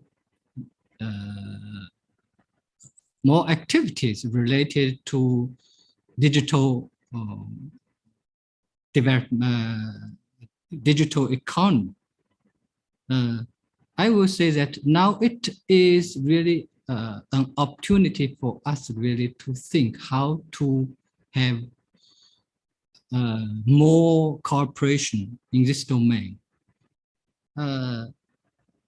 Personally, I'm quite disappointed, for example, we have not had the development in this sector as I expected. For example, South Africa contributed a lot to Chinese digital enterprise called Transcend. But this kind of cooperation not really go further. Personally, I would think this kind of cooperation really start very early, even at the beginning of Chinese digital revolution. South Africa contributed a lot, but this kind of cooperation really has not really developed further, and the scaling up of this kind of cooperation is also not yet happened. I will say it. The fifth sector, I will call it green Africa, or really a green economy. Really, Africa has really very good conditions for windy energy and the solar energy. And the Chinese is really a big manufacturer of really a machine or mechanism, machinery for in this domain. Now, really, we need to think about how really we can have more business cooperation happen in green Africa sector or green economy. For example, how really can we really produce something together, or even develop some new technology together, so that we can have more business-driven cooperation. Not only till now there is too much, perhaps, the aid-driven cooperation. The sixth area is connecting Africa, or more specifically in the domain of infrastructure. I will not really recommend between China and Africa, we need to much more infrastructure project, although in some, this kind of project are still necessary. But my focus today is that perhaps it is now for China and Africa to really focus more on development corridor or development zones along the, for example, the road, the railway, and also some infrastructure. Because in China, we got a saying, and it is one of the secrets of Chinese fast economic development. It is called, to be rich, construct road first. With this slogan or something like that, China really developed very fast. But between China and Africa, perhaps now we forget the first part of this phrase, to be rich. Of course, to construct the road is very important, but don't forget to be rich. So to be rich, what it means? That means with some infrastructure already there, we need to have productive programs, productive capacity catch up. So that's why I really recommend to have more productive projects related to the already existing infrastructure, so that we don't really have some of the infrastructure to become white elephants. The seventh sector, I call it skillful Africa, or more specifically, technology transfer. But there also as a scholar, I found some problem for that. Because, for example, of course, technology transfer is very important, but we need to really know specifically what kind of technology should be transferred or cooperated. It reminded me, for example, when I was young, during Chinese Great Cultural Revolution, Chinese government almost gives all agricultural technology free for all farmers in China. But at that time, Chinese farmers didn't really have the incentives to really use quite very good agricultural technology. So my focus is that, you know, in this regard, Africa should really have its own leadership and ownership, and really to know pragmatically and also with the planning which kind of technology we need to have more cooperation. So this is the second part I will talk. The third, I will give some recommendations for the upcoming FOCAC and also the future China-Africa economic and trade cooperation. First, recommendation, I will say that perhaps it is now time for us really to have more experience sharing in the domain of good governance, and also have more discussions about how really we, or experiences, how we developed ourselves. Of course, each side have its own experiences and lessons. I do find that in, although we have a lot of consensus in a lot of domains, but we also have differences of how we can develop ourselves. Some kind, in some degree, the differences of how to develop our economy to have our fast development. Between Chinese and Africans, we have some kind of differences. And these kind of differences affect further China economic and trade cooperation. So we really need to have more understanding of our between us, because till now we still look at each other through Western lens, or even sometimes, well, quite a number of times, those lenses are deformed lenses. The second recommendation I will recommend is that perhaps now we need really to think to have new thinking of our development. For example, the cooperation manufacturing in the domain of cooperation. Perhaps now it is a global world. One country can have more difficulties to finish all chains of production. So we need to have more cooperation between China and Africa in the chains of production. Some chains of production could be done in Africa, and some chains of production could be done in China.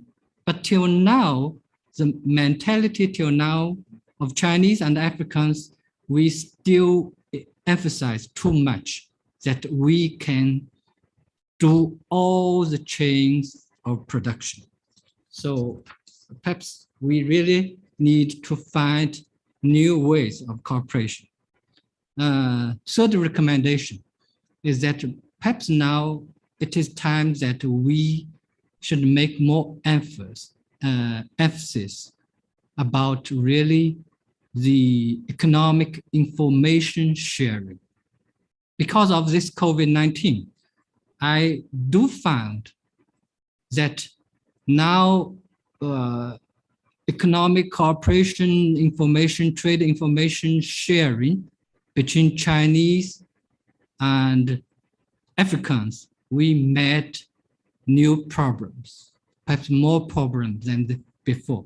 So perhaps the upcoming FOCAC and also for the further future China-Africa economic cooperation, we should make more really emphasis of economic information sharing.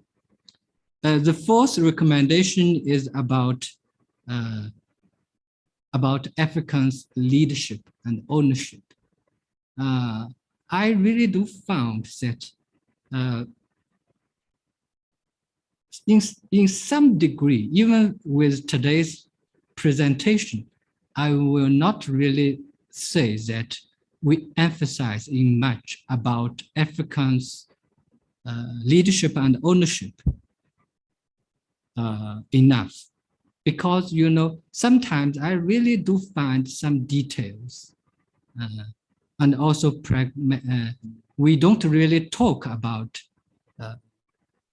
pragmatic and feasible proposals, programs for our cooperation.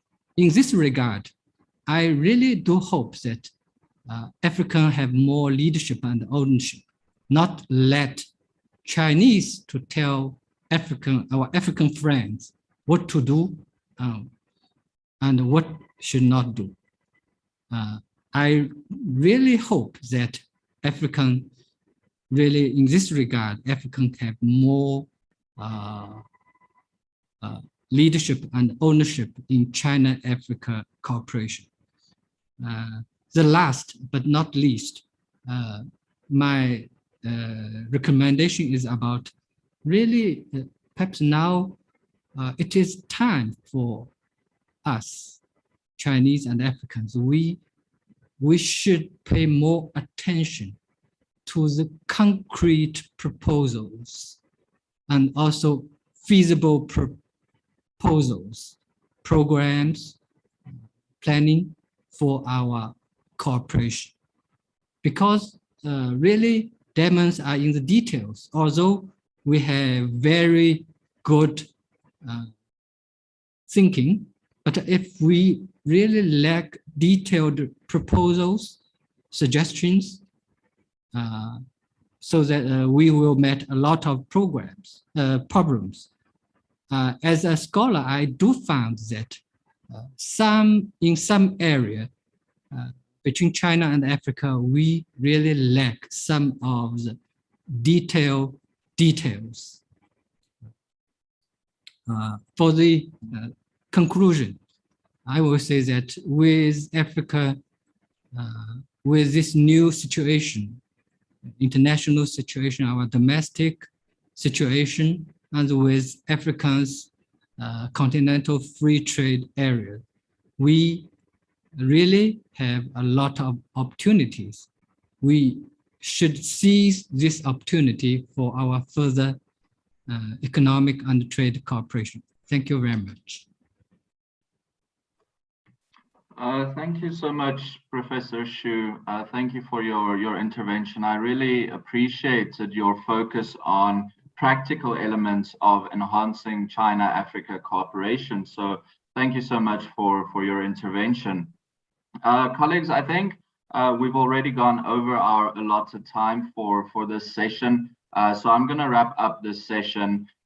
Firstly, just by saying thank you so much to all of our panelists. Thank you to Ms. Ekaruche, Professor Liu, Ms. Fu, and of course to Professor Xu as well. Thank you so much for your insights. And finally, I'm just going to hand over back to Cobus to make some closing remarks and thank yous for us. Thank you so much, colleagues.